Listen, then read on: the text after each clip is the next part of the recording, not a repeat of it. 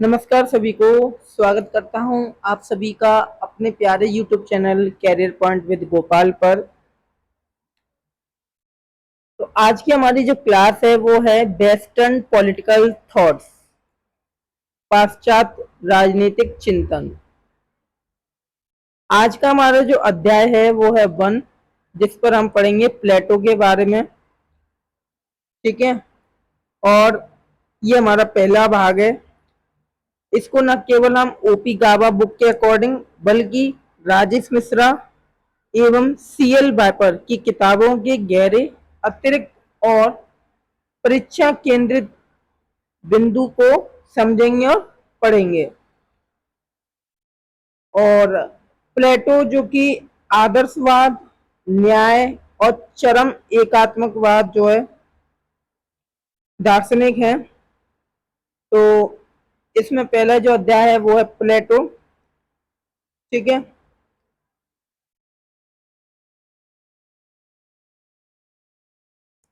सर्वप्रथम ऐतिहासिक और मनोवैज्ञानिक पृष्ठभूमि में हम सबसे पहले पढ़ेंगे युग का संकट, मतलब द क्राइसिस ऑफ सोफिज्म।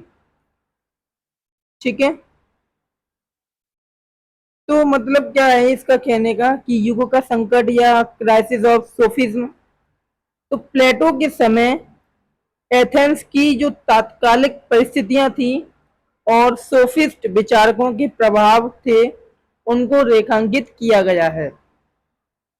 ठीक है, इसके अंतर्गत क्या बताया गया है कि प्लेटो के समय एथेंस में सोफिस्ट विचारों का बोलबाला था।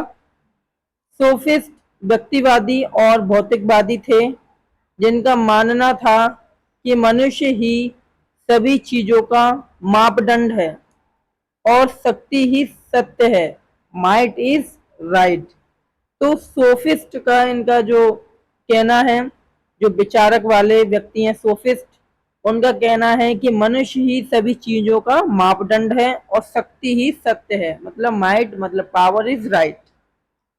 ठीक है, तो प्लेटो का जन्म जिस समय हुआ उस दौर के एथेंस के बौद्धिक और राजनीतिक जीवन पर सोफिस्टों का गहरा नियंत्रण था।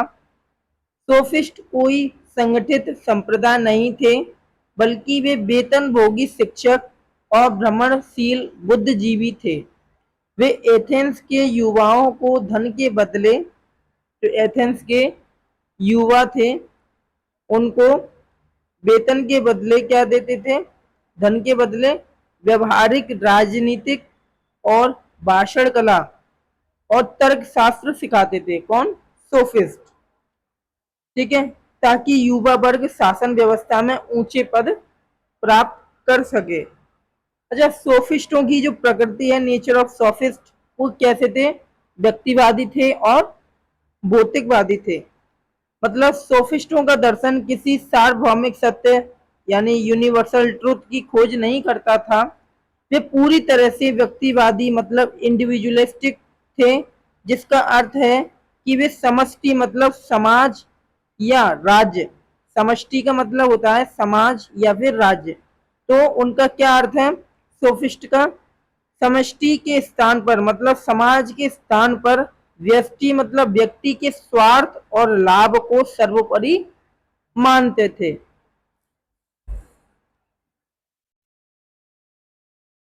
और साथ ही वे भौतिकवादी भी थे, यानी उनका ध्यान आध्यात्मिक या नैतिक उत्थान पर नहीं बल्कि सांसारिक सफलता, धन, यश और शक्ति की ओर अर्जित करने पर केंद्रित था। ठीक है, और मानव ही सभी चीजों का मापदंड है। इन्होंने बोला, इनका जो विचार है वो क्या है? मनुष्य ही सभी चीजों का मापदंड है। तो इन्होंने प्रोटेगोरस का सिद्धांत दिया, मतलब उनका मानना था कि मनुष्यों ही सभी चीजों का मापदंड है। ये सोफिस्ट विचार का मतलब प्रोटागोरस का प्रसिद्ध कथन है। जो सोफिस्ट विचारक थे प्रोटागोरस, उनका ये प्रसिद्ध कथन है, कोट है। इनका मूल अर्थ ये है कि सत्य, न्याय और नैतिकता जैसी कोई भी चीज एब्सोल्यूट या शाश्वत नहीं होती। जो चीज किसी एक व्यक्ति को अपनी बुद्धि और इंद्रियों से जैसी महसूस होती है तो उसके लिए वैसे ही सच है। उदाहरण के लिए यदि एक व्यक्ति कोई मौसम को ठंडा लगता है, यदि किसी व्यक्ति को मौसम ठंडा लगता है तो दूसरे को सामान्य, तो दोनों अपनी अपनी जगह सही हैं। और इस विचार ने समाज में नैतिक अराजकता पैदा कर दी, क्योंकि इसके अनुसार कोई भी सार्वभौमिक यूनिवर्सल लॉ मतलब नियम या साझा सत्य संभव नहीं था। तो इनका विचार क्या था? मनुष्य ही सभी चीजों का मापदंड है और शक्ति ही सत्य है। अब शक्ति ही सत्य है इसका मतलब क्या है? मतलब सोफिस्टों का मानना था कि शक्ति ही सत्य है।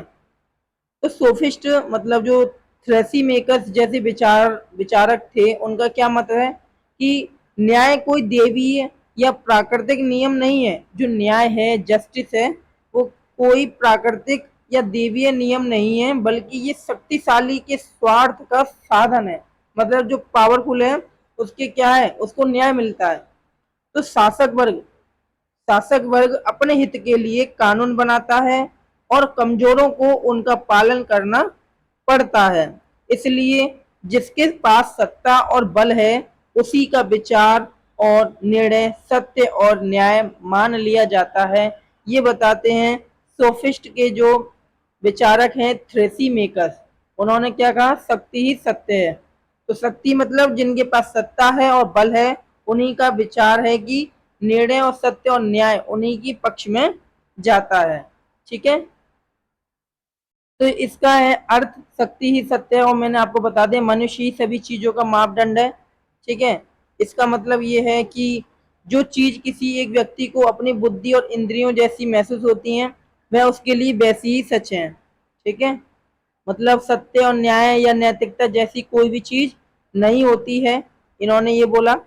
सोफिस्ट के जो विचारक हैं, ठीक है, प्रोटागोरस, उन्होंने, तो ये सारे जो विचारक हैं सोफिस्टों के वो यही हैं। ठीक है, सुकरात का प्रभाव। सुकरात का सबसे बड़ा सिद्धांत था ज्ञान ही सद्गुण है। क्या उन्होंने बोला? उनका जो कोट है वो क्या है? ज्ञान ही सद्गुण है, नॉलेज इज वर्च्यू।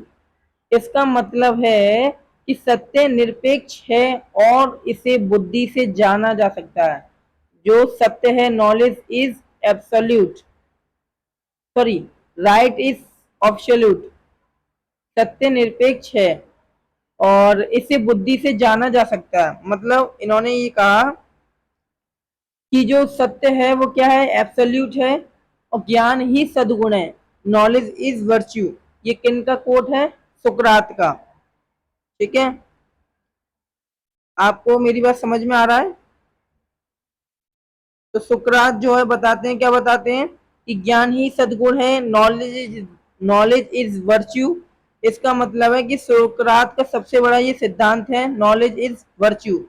मतलब सुकरात ने सोफिस्टों के इस विचारक को पूरी तरह खारिज कर दिया। जो सोफिस्ट कह रहे थे कोर्ट में कि शक्ति ही सत्य है, तो इन्होंने ही जो है मतलब इनका जो कोट है सुकरात का, इन्होंने क्या कर दिया? पूरी तरह सोफिस्टों के विचार को खारिज कर दिया। उन्होंने क्या कहा? सत्य सापेक्ष होता है। मतलब जो सत्य है, राइट इज क्या है? Right is absolute. सत्य ही क्या है? निरपेक्ष है। इन्होंने ये कहा। मतलब इन्होंने, सुकरात ने कहा जैसे गणित के नियम 2 और 2 4 होते हैं, पूरी दुनिया के लिए एक समान और अपरिवर्तनीय है, ठीक वैसे ही नैतिकता, न्याय, अच्छाई के नियम भी निरपेक्ष होते हैं और ज्ञान ही सद्गुण है। ठीक है, इन्होंने ये कहा। इसका मतलब ये है कि यदि किसी व्यक्ति को इस बात का वास्तविक ज्ञान हो जाए कि अच्छा या न्यायपूर्ण क्या है, तो वह कभी भी बुरा या अन्यायपूर्ण कार्य कर ही नहीं सकता। ठीक है, और अन्यायपूर्ण ये कार्य कर ही नहीं सकता यदि किसी को मालूम होगा कि ये अन्यायपूर्ण है या ये बुरा काम है। अज्ञानता ही सभी बुराइयों की जड़ है। ठीक है, ये कहा था सुकरात ने। और सोफिस्टों का विचार क्या था? कि शक्ति ही सत्य है। इनका विचार ये है कि जिनके पास सत्ता और बल होती है उन्हीं के पक्ष में सत्य जाता है। और सुकरात का ये है कि सत्य ही निरपेक्ष है, मतलब जो सत्य मतलब जो राइट होता है वो क्या एब्सोल्यूट है, मतलब किसी भी मतलब जो बुद्धिमान व्यक्ति होगा उसको पता है कि अच्छा क्या है या बुरा क्या है या न्यायपूर्ण क्या है या अन्यायपूर्ण क्या है।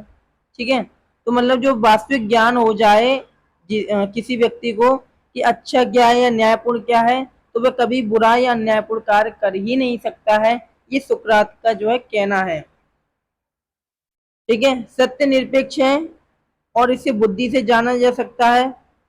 ठीक है, सोफिस्टों के विपरीत सुकरात और प्लेटो का मानना था कि सत्य देश काल और परिस्थिति के अनुसार बदलता नहीं है, मतलब जो सत्य है राइट है वो ना तो देश के अनुसार ना काल के अनुसार ना किसी परिस्थिति के अनुसार बदलता है, बल्कि जो सत्य है वो एब्सोल्यूट है।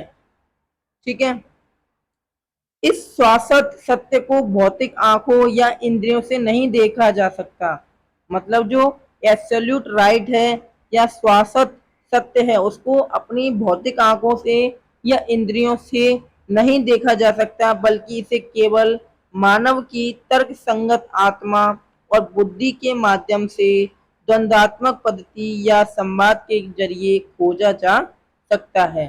ठीक है, तो ये सारी बात इन्होंने सुकरात जी ने कहा। और हमने देखा कि सोफिस्टों का मानना क्या था। सोफिस्ट क्या कह रहे थे, मनुष्य ही सभी चीजों का मापदंड है। ठीक है, मतलब यही है कि सोफिस्ट जो थ्रेसी मेकर थे उनका विचार यही था कि न्याय कोई देवीय या प्राकृतिक नियम नहीं है, बल्कि शक्तिशाली के स्वार्थ का साधन है। जो जिसके पास शक्ति होगी, सत्ता होगी, बल होगा, उसी के विचार या निर्णय सत्य और न्याय मान लिए जाते हैं। और इधर सुकरात जी कह रहे हैं कि ज्ञान ही सद्गुण है और सत्य ही निरपेक्ष है, मतलब जो व्यक्ति अगर बुद्धिमान होगा और उसे पता होगा कि क्या गलत है क्या सही नहीं है या अन्यायपूर्ण है, तो वो कभी गलत कार्य कर ही नहीं सकता है। ठीक है, तो ये इनका ये मानना है। अच्छा, प्लेटो ने सोफिस्टों के इस व्यक्तिवाद, भौतिकवाद और शक्ति ही सत्य है इस सिद्धांत को एथेंस के पतन का सबसे कारण माना है। जो प्लेटो है सुकरात के शिष्य, उन्होंने सोफिस्टों के जो विचार थे, क्या विचार थे, शक्ति ही सत्य है, इनको क्या माना, एथेंस के पतन का मेन कारण माना। प्लेटो का मानना था कि जब तक नैतिकता को व्यक्तिगत इच्छा पर छोड़ दिया जाए, मतलब जो नैतिकता है, मोरलता है, मोरलिटी है, उसको व्यक्तिगत इच्छा पर छोड़ दिया जाएगा और शक्ति को ही सत्य माना जाएगा, तब तक राज्य में कभी भी शांति और न्याय की स्थापना हो नहीं सकती। ठीक है, इसलिए प्लेटो ने अपने पूरे जीवन का दर्शन सोफिस्टों के इन विचारों को काटने और खंडन करने में लगा दिया। Are you understanding my points? मेरी बातें समझ में आ रही हैं आप सभी को? मेरा कहना मतलब है सोफिस्टों का विचार हमने पढ़ लिया, इधर हमने सुकरात और प्लेटो का भी विचार हमने पढ़ लिया। प्लेटो क्या कह रहे थे, प्लेटो कह रहे हैं कि जो सोफिस्ट हैं, जैसे कि जो थ्रेसी मेकर हैं, है ना, और जो दूसरे हैं प्रोटागोरस, इन्होंने क्या बोला कि शक्ति ही सत्य है। ठीक है, शक्ति ही सत्य है, तो इन्होंने बोला, तो मतलब हुआ ये कि प्लेटो ने इनका जो विचार था उसको करारा जवाब दिया। ठीक है, इन्होंने बोला, प्लेटो ने बोला कि जो न्याय है ना, न्याय वो तभी मिल सकता है जब तक नैतिकता को व्यक्तिगत इच्छा पर छोड़ दिया जाएगा तब। मेरी बात समझ में आ गई? जब तक नैतिकता को व्यक्तिगत इच्छा पर छोड़ दिया जाएगा और शक्ति को ही सत्य माना जाएगा, तब तक राज्य में कभी शांति और न्याय की स्थापना नहीं हो सकती। इसलिए प्लेटो ने पूरे जीवन का दर्शन सोफिस्टों के इन विचारकों पर, ठीक है, इनके विचार जो थे, थॉट्स थे, उनको खंडन करने में लगा दिया। तो दोनों के विचार आपको समझ में आ गए, सुकरात के और सोफिस्टों के। तो सुकरात का सबसे बड़ा सिद्धांत यही था, ज्ञान ही सद्गुण है। ठीक है, सुकरात ने सोफिस्टों के इन विचारों को पूरी तरह खारिज कर दिया और उस समय एथेंस के लोकतंत्र द्वारा सुकरात को मौत की सजा दी गई। मतलब जब एथेंस के लोकतंत्र ने सुकरात को मौत की सजा दी तो प्लेटो ने माना कि अज्ञानी भीड़ का शासन सबसे घटिया शासन है।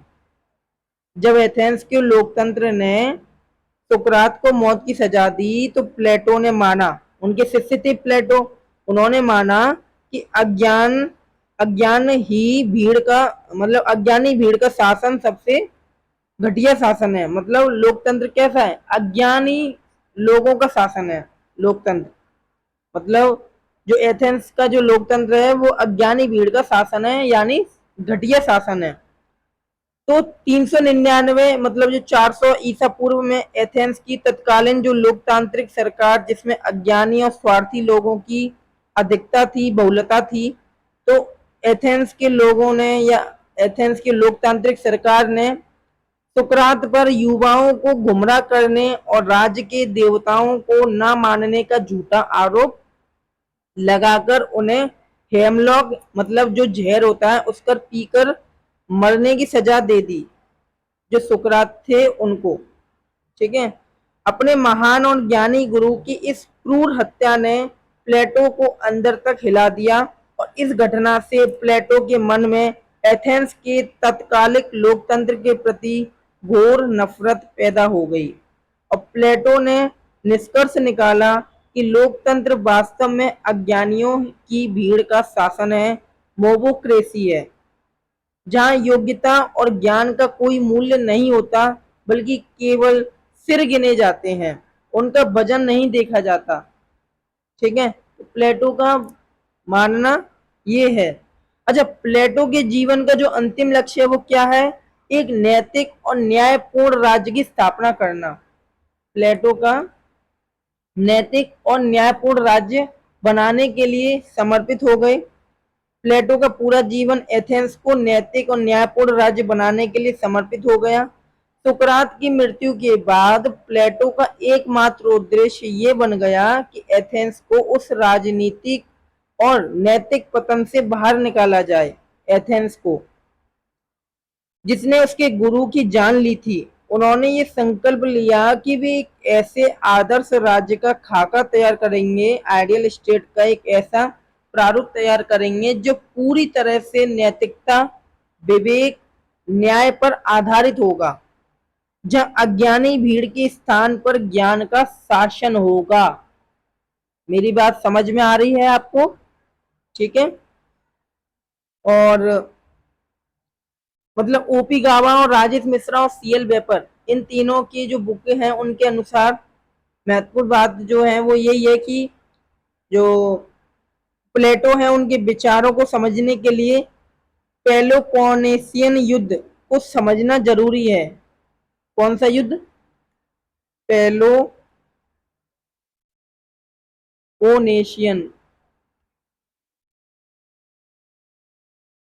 एक मिनट, इसको पूरी तरह से रफ कर दूं।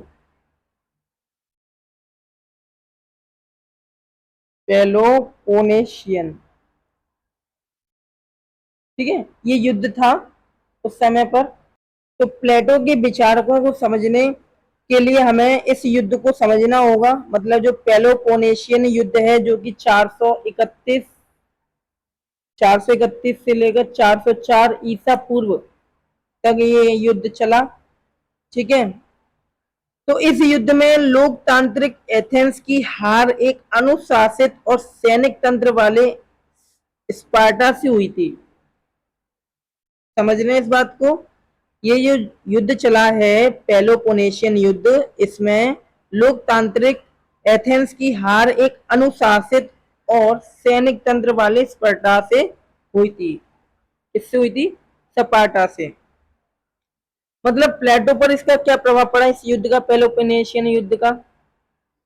एथेंस की हार ने प्लेटो को ये सोचने पर मजबूर किया कि एथेंस की लोकतांत्रिक व्यवस्था के अंदर कोई गंभीर नैतिक और संरचनात्मक बीमारी है और एथेंस के राजनेता स्वार्थी, अज्ञानी और भ्रष्ट हो चुके थे। मतलब एथेंस की हार ने क्या माना, जो युद्ध हुआ था उसमें एथेंस हार गया था, तो प्लेटो को ये सोचने पर मजबूर कर दिया कि एथेंस की लोकतांत्रिक व्यवस्था के अंदर कोई गंभीर नैतिक संरचनात्मक बीमारी है। एथेंस के राजनेता स्वार्थी हैं, अज्ञानी हैं और भ्रष्ट हो चुके हैं। ठीक है, जबकि स्पार्टा में कठोर अनुशासन और राज्य के प्रति समर्पण है ना, इसलिए प्लेटो ने अपने आदर्श राज्य में स्पार्टा के अनुशासन और शिक्षा व्यवस्था के तत्वों को शामिल किया था। ठीक है, तो ये हमने प्लेटो के अंदर कुछ महत्वपूर्ण बातें समझी कि किस प्रकार उनके विचार बदले, है ना। और सोफिस्टों के विचारों का दार्शनिक वर्गीकरण जो कि राजेश मिश्रा के अंतर्गत मिलता है, जो गाइड है उसके अंतर्गत उनका बताना है। उस बुक में से हमने जो पढ़ा है कि जो सोफिस्ट हैं, ठीक है, जिन विचारों को प्लेटो ने खंडन किया, उन्हें हम 3 सीरीज में देखेंगे। पहला सीरीज क्या है, प्रोटागोरस का संशयवाद, मतलब मनुष्य ही सभी चीजों का मापदंड है, जो कि अभी हमने आपको बताया, मनुष्य ही सभी चीजों का मापदंड है। इसका राजनीतिक परिणाम ये हुआ कि राज्य की कानून व्यवस्था को प्राकृतिक या ईश्वरीय न मानकर केवल मनुष्यों के बीच एक कृत्रिम समझौता माना गया। थ्रेसीमेकस का जो न्याय सिद्धांत है वो क्या बोलते हैं, उसके बारे में प्लेटो की प्रसिद्ध पुस्तक द रिपब्लिक, उनकी प्लेटो की एक प्रसिद्ध पुस्तक है द रिपब्लिक, उसके पहले भाग में थ्रेसीमेकस कहता है कि न्याय शक्तिशाली का हित है, मतलब justice is the interest of the stronger, और प्लेटो ने इसका डटकर विरोध किया। ग्लूकोन का व्यवहारिक सिद्धांत, ग्लूकोन ने न्याय को कमजोर की आवश्यकता या भय की संतान कहा, मतलब justice is the child of fear. किसने कहा, ग्लूकोन ने कहा। ग्लूकोन ने न्याय को क्या बताया, कमजोरों की आवश्यकता या भय की संतान, justice is the child of fear. तो प्लेटो ने इस भय और समझौतेवादी सिद्धांत को भी खारिज किया। और सीएल वाइपर जो पुस्तक है उसमें भी हमें देखने को जानकारी मिलती है कि प्लेटो के समय का संकट केवल राजनीतिक नहीं था, वे एक मनोवैज्ञानिक संकट था। ठीक है, साइकोलॉजिकल क्राइसिस था। मतलब सोफिस्टों ने एथेंस के नागरिकों को ये सिखा दिया था कि राज्य और समाज के प्रति उनका कोई नैतिक कर्तव्य नहीं है, राज्य और समाज के प्रति उनका कोई नैतिक कर्तव्य नहीं है, व्यक्ति का स्वार्थ ही सर्वोपरि है। और सीएल वेपर के अनुसार इस विचार ने नागरिकों के मन से सार्वजनिक भावना, मतलब जो पब्लिक स्पिरिट होती है, उसको समाप्त कर दिया। और प्लेटो का मुख्य कार्य इसी मनोवैज्ञानिक विकृति को ठीक करना था, ताकि क्या हो सके, दोबारा राज्य को अपनी आत्मा का ही एक विस्तृत रूप, मतलब state is the individual right large मान सके। और सुकरात से प्लेटो तक वैचारिक जो संक्रमण है, मतलब कॉन्सेप्चुअल शिफ्ट है, वो कैसे है वो बताता हूँ। कि सुकरात ने ज्ञान को 2 भागों में बांटा था।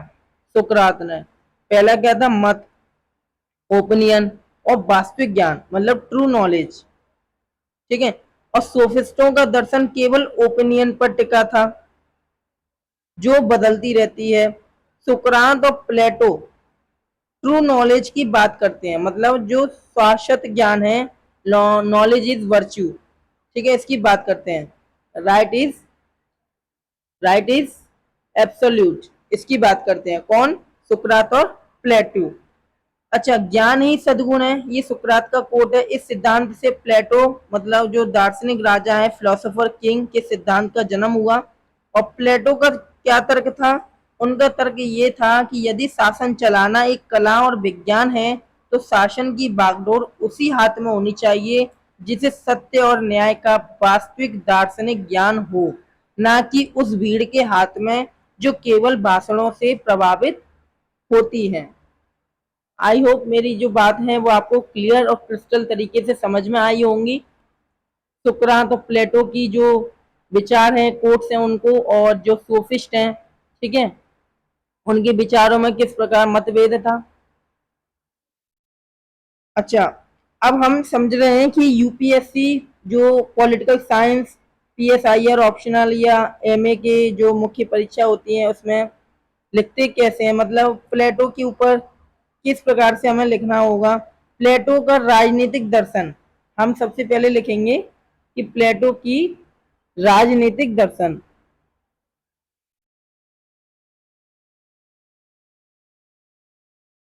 राजनीतिक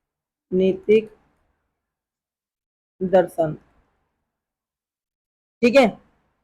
तो इसमें लिखेंगे एथेंस की तात्कालिक राजनीतिक अस्थिरता और सोफिस्टों के व्यक्तिवादी और भौतिकवाद और सुकरात की शहादत की प्रतिक्रिया स्वरूप पैदा हुआ था, ठीक है। जहां सोफिस्टों ने शक्ति को सत्य माना, भाई यही तो बात हमने अभी यहाँ पर पढ़ी थी कि सोफिस्ट क्या करें कि शक्ति ही सत्य है, यही तो हमने भी पढ़ा था, शक्ति ही सत्य है। और यही बात हमें लिखनी है एग्जाम पॉइंट ऑफ व्यू कि जहां सोफिस्टों ने क्या कहा कि शक्ति को ही सत्य माना, वहीं प्लेटो ने सुकरात के पद चिन्ह मतलब उनको फॉलो करते हुए, उनके कदमों पर चलते हुए उन्होंने कहा, प्लेटो ने, कि सत्य और न्याय को निरपेक्ष स्थापित किया, मतलब सत्य और न्याय को क्या किया, एब्सोल्यूट कहा, एब्सोल्यूट बताया। उनका द रिपब्लिक ग्रंथ, जो प्लेटो है उनकी पुस्तक है द रिपब्लिक, ठीक है। उनकी पुस्तक में केवल राजनीति का ग्रंथ नहीं है ये, बल्कि एक एथेंस की क्या है, आत्मा को अज्ञानता के अंधकार से निकालकर विवेक के प्रकाश की ओर ले जाने का एक दार्शनिक प्रयास है। ये जो पुस्तक उन्होंने लिखी, ठीक है, ग्रंथ लिखा, वो केवल एथेंस को, एथेंस को क्या, एथेंस की आत्मा को अज्ञानता से, अज्ञानता के जो अंधकार से निकालकर विवेक के प्रकाश की ओर ले जाने का क्या था, प्रयास था। ये इनके द्वारा जो लिखी गई पुस्तक है, ठीक है वो। तो इस प्रकार से हमने ये पहले ही वाली जो स्लाइड है वो समझी कि प्लेटो और जो सुकरात है उनका जो विचार है वो सेम ही है। उनका विचार ये था कि ज्ञान ही सद्गुण है और सत्य निरपेक्ष है, जबकि सोफिस्ट कह रहे हैं कि सत्य ही सत्य है और मनुष्य ही सभी चीजों का मापदंड है, मतलब मनुष्य का स्वार्थ है ना, मनुष्य की इच्छा।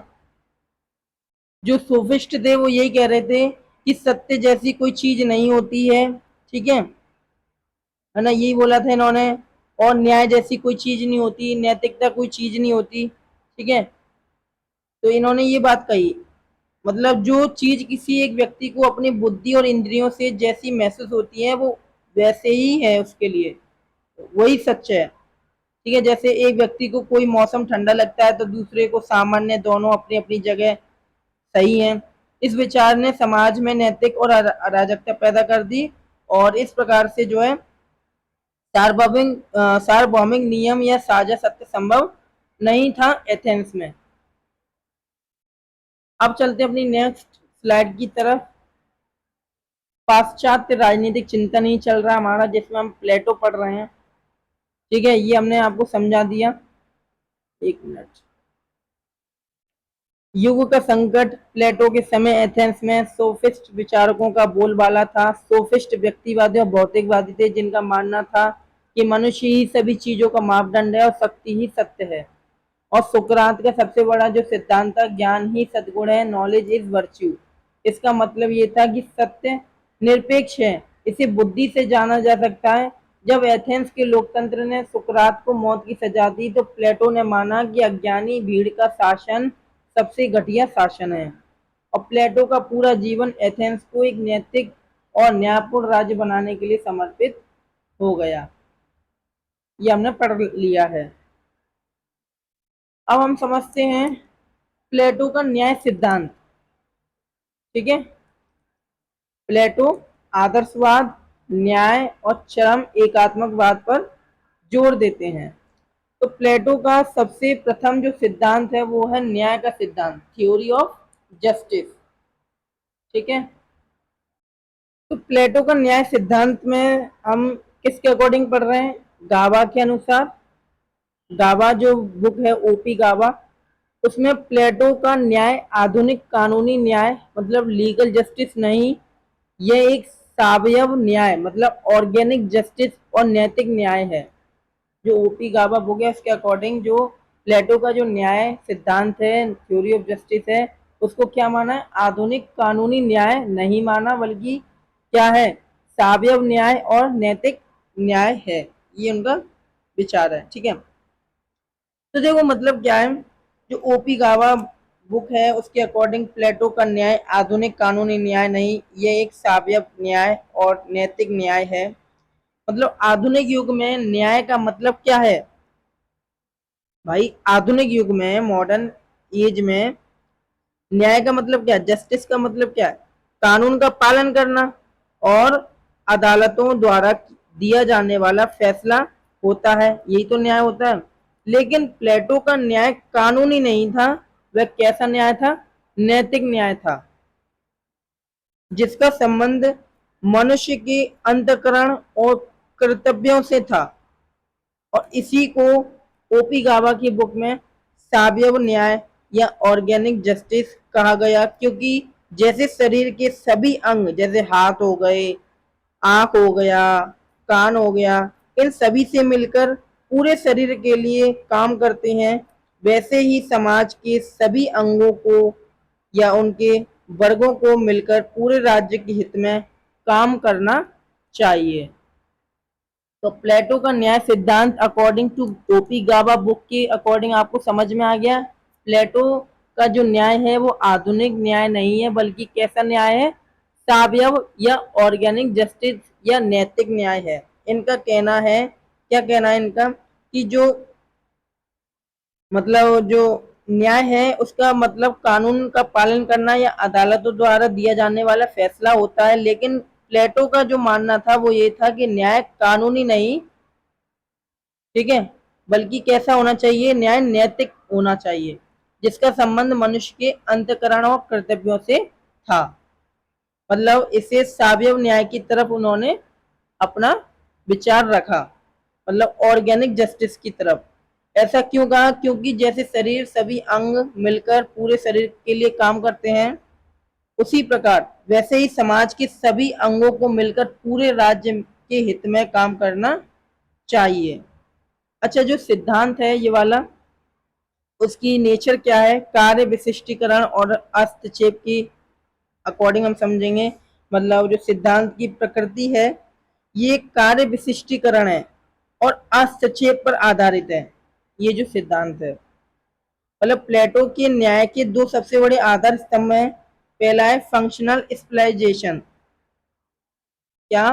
Functional specialization. इसका मतलब कि समाज का प्रत्येक व्यक्ति या वर्ग केवल उसी कार्य को करेगा जिसके लिए वह प्राकृतिक रूप से सबसे योग्य या उपयुक्त है। ठीक है, प्लेटो के अकॉर्डिंग न्याय क्या है? प्रत्येक वर्ग अपने निर्धारित कार्य को करे, दूसरों के कार्य में हस्तक्षेप ना करे। यही कार्य विशिष्टीकरण या फंक्शनल स्पेशलाइजेशन का मतलब है। हस्तक्षेप इज इक्वल टू न्याय। ठीक है, समझ में आ गया प्लेटो के अनुसार। अच्छा, प्लेटो के अनुसार न्याय की परिभाषा क्या है? प्लेटो के अनुसार न्याय इज इक्वल टू होता है प्रत्येक वर्ग अपने निर्धारित कार्य को करे, दूसरों के कार्य में हस्तक्षेप ना करे। यही है प्लेटो का न्याय का सिद्धांत। ठीक है, मतलब प्लेटो ने न्याय को बहुत सरल शब्दों में परिभाषित किया। उनके अकॉर्डिंग समाज के तीनों वर्ग, प्लेटो के अकॉर्डिंग समाज के तीन वर्ग कौन से हैं? शासक, सैनिक और उत्पादक। शासक मतलब रूलर, सैनिक मतलब जो सेना होती है, ठीक है, सोल्जर, और उत्पादक मतलब प्रोड्यूसर। तो इनके तीनों वर्गों, समाज के तीनों वर्गों को अपनी प्रकृति के अनुसार सौंपे गए कर्तव्यों को पूरी तरह ईमानदारी से करना चाहिए और दूसरों के काम में टांग नहीं अड़ाना चाहिए। जब समाज में ये संतुलन बनता है तभी न्याय की स्थापना होती है। ये कहा था प्लेटो जी ने। ठीक है, न्याय तब होगा जब सभी अपने अपने कर्तव्यों को निष्ठापूर्वक निभाएं, कोई किसी के कार्य में टांग ना अड़ाए। मतलब जो शासक है वो शासक का काम करे, सैनिक है वो सैनिक का काम, उत्पादक है वो उत्पादक का काम। किसके अकॉर्डिंग? प्रकृति के अनुसार जो सौंपे गए कर्तव्य हैं उनको पूरी तरह ईमानदारी से करें तो क्या होगा, न्याय स्थापित होगा। ये प्लेटो जी का कहना है, उनका विचार है। ठीक है, और उनकी जो बुक थी, ग्रंथ था द रिपब्लिक, उसके प्रथम या फर्स्ट पेज में अपने समय के प्रचलित 3 न्याय सिद्धांतों का तार्किक जो खंडन है, रिफ्यूटेशन है, वो किस प्रकार किया गया है उसको समझ लेते हैं। ठीक है, प्लेटो ने द रिपब्लिक के प्रथम भाग में अपने समय के 3 न्याय सिद्धांतों का तार्किक खंडन किया। फर्स्ट, सेफालस और पॉलीमार्क्स। दूसरा, थ्रेसीमेकस। तीसरा, ग्लूकोन। अच्छा, समझते हैं प्लेटो द्वारा खंडन कैसे हुआ। ठीक है, तो सेफालस और पॉलीमार्क्स का परंपरावादी सिद्धांत, मतलब ट्रेडिशनली थ्योरी। तो सेफालस और पॉलीमार्क्स का विचार क्या था? पॉलीमार्क्स और सेफालस का जो विचार था वो ये था कि सत्य बोलना और दूसरों का कर्ज चुकाना ही न्याय है। सेफालस और पॉलीमार्कस, उनका क्या विचार है? उनका ये है कि सत्य बोलना और दूसरों का जो कर्ज है उसको चुकाना ही न्याय है। ठीक है, अच्छा, प्लेटो द्वारा खंडन कैसे हुआ? प्लेटो ने इस सिद्धांत को एक उदाहरण देकर खारिज कर दिया। उन्होंने कहा कि मान लीजिए आपके किसी दोस्त ने अपनी मानसिक स्थिति ठीक ना होने पर आपको अपनी बंदूक या हथियार उधार दिया था। अब यदि वह पागल हो जाता है और आपसे अपनी बंदूक वापस मांगता है तो उसे वह बंदूक वापस लौटाना या पूरी तरह बात सच बोलना न्याय नहीं होगा, क्योंकि वह पागलपन में खुद को या समाज को नुकसान पहुंचा सकता है। अंततः ये सार्वभौमिक नियम नहीं हो सकता, यूनिवर्सल मतलब जो रूल्स एंड रेगुलेशन है वो नहीं हो सकता। तो इस प्रकार 3 न्याय सिद्धांतों को तार्किक खंडन किया। पहला था सेफालस और पॉलीमार्क्स का, जो वो बोलते हैं कि सत्य बोलना और दूसरों का कर्ज चुकाना ही न्याय है, तो इसका खंडन किया। यदि वो इस प्रकार उन्होंने समझाया कि यदि वह पागल हो जाता है और आपसे अपनी बंदूक वापस मांगता है कि मेरी बंदूक दो, तो वह बंदूक वापस लौटाना या उससे पूरी बात सच बोलना न्याय नहीं होगा, क्योंकि वह पागलपन में खुद को या समाज को भी नुकसान पहुंचा जा सकता है। तो इस प्रकार से इन्होंने खंडन किया। दूसरा क्या है? थ्रेसीमेकस। थ्रेसीमेकस का उग्रवादी यथार्थवादी सिद्धांत, रेडिकल रियलिस्टिक थ्योरी। तो थ्रेसीमेकस का विचार क्या था? इन्होंने बोला कि शक्तिशाली का हित ही न्याय है। जैसे कि हमने अभी देखा था पिछली वाली स्लाइड में कि शक्ति ही न्याय है, ये हमने देखा था। ठीक है, तो इसी प्रकार इन्होंने थ्रेसीमेकस ने कहा कि जो शक्तिशाली का हित ही न्याय है, माइट इज राइट। और प्लेटो द्वारा खंडन किया गया कि प्लेटो ने बताया, उन्होंने विचार दिया कि डॉक्टर के उदाहरण से समझा जाए, मतलब शासन चलाना भी एक कला है। उन्होंने ये बोला ठीक वैसे ही जैसे चिकित्सा एक कला है ना, और एक सच्चा डॉक्टर अपनी शक्ति दिखाने या अपने फायदे के लिए काम नहीं करता, बल्कि वह अपने मरीज की भलाई और इलाज के लिए काम करता है। ठीक है, इसलिए शासक का कर्तव्य अपनी शक्ति का प्रदर्शन करना नहीं, बल्कि अपनी प्रजा का कल्याण करना है। ये इस प्रकार इन्होंने जो है खंडन किया थ्रेसीमेकस के सिद्धांत को। उन्होंने क्या बोला? शक्तिशाली का हित ही न्याय है। तो इस प्रकार से इन्होंने बोला कि ऐसे तो जो डॉक्टर है वो भी एक उसकी शक्तिशाली चिकित्सा है, मतलब डॉक्टर अपनी शक्ति दिखाने या अपने फायदे के लिए काम नहीं करता, बल्कि क्या करता है, जो बीमार जनता है उसकी भलाई इलाज के लिए काम करता है। इसी प्रकार जो रूलर होता है, शासक होता है, उसका कर्तव्य है कि अपनी जो शक्ति का प्रदर्शन नहीं करके बल्कि अपनी प्रजा का कल्याण करे। ठीक है, इस प्रकार से इस थ्रेसीमेकस सिद्धांत का इन्होंने खंडन किया। तीसरा सिद्धांत का जो खंडन किया वो है ग्लेकोन का सिद्धांत।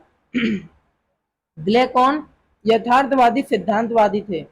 उन्होंने बोला, उनका विचार था कि न्याय कमजोरों की आवश्यकता है और ये व्यय का शिशु है।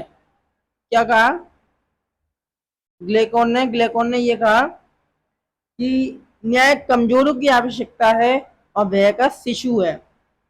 ठीक है, प्लेटो द्वारा इस प्रकार से खंडन किया गया कि जो मतलब विचार है उसको पूरी तरह से नकार दिया इस वाक्य का कि न्याय कोई भारी या कृत्रिम समझौता नहीं है। मतलब जो न्याय है वो ना तो एक्सटर्नल ना आर्टिफिशियल समझौता है, बल्कि डर के कारण पैदा हुआ होता है। न्याय तो मानव की आत्मा का आंतरिक गुण है, इंटरनल वर्च्यू है। ये मनुष्य की चेतना से स्वतः निकलता है, उत्पन्न होता है। इसके लिए किसी बाहरी डर या समझौते की जरूरत नहीं होती है। तो इस प्रकार से सेफालस, थ्रेसीमेकस और ग्लेकॉन तीनों के जो सिद्धांत थे उसका उन्होंने खंडन किया और अपने न्याय के सिद्धांत को तार्किक रूप से विचार अपने द रिपब्लिक जो प्रथम भाग है उसमें अपने समय में लिखा। ठीक है, तो और ओपी गावा जो बुक्स है उसके अकॉर्डिंग आत्मा के तीन तत्व और समाज के तीन वर्ग, मतलब जो गावा बुक है ओपी गावा उसके अकॉर्डिंग प्लेटो का जो न्याय सिद्धांत है क्यों एक मिनट,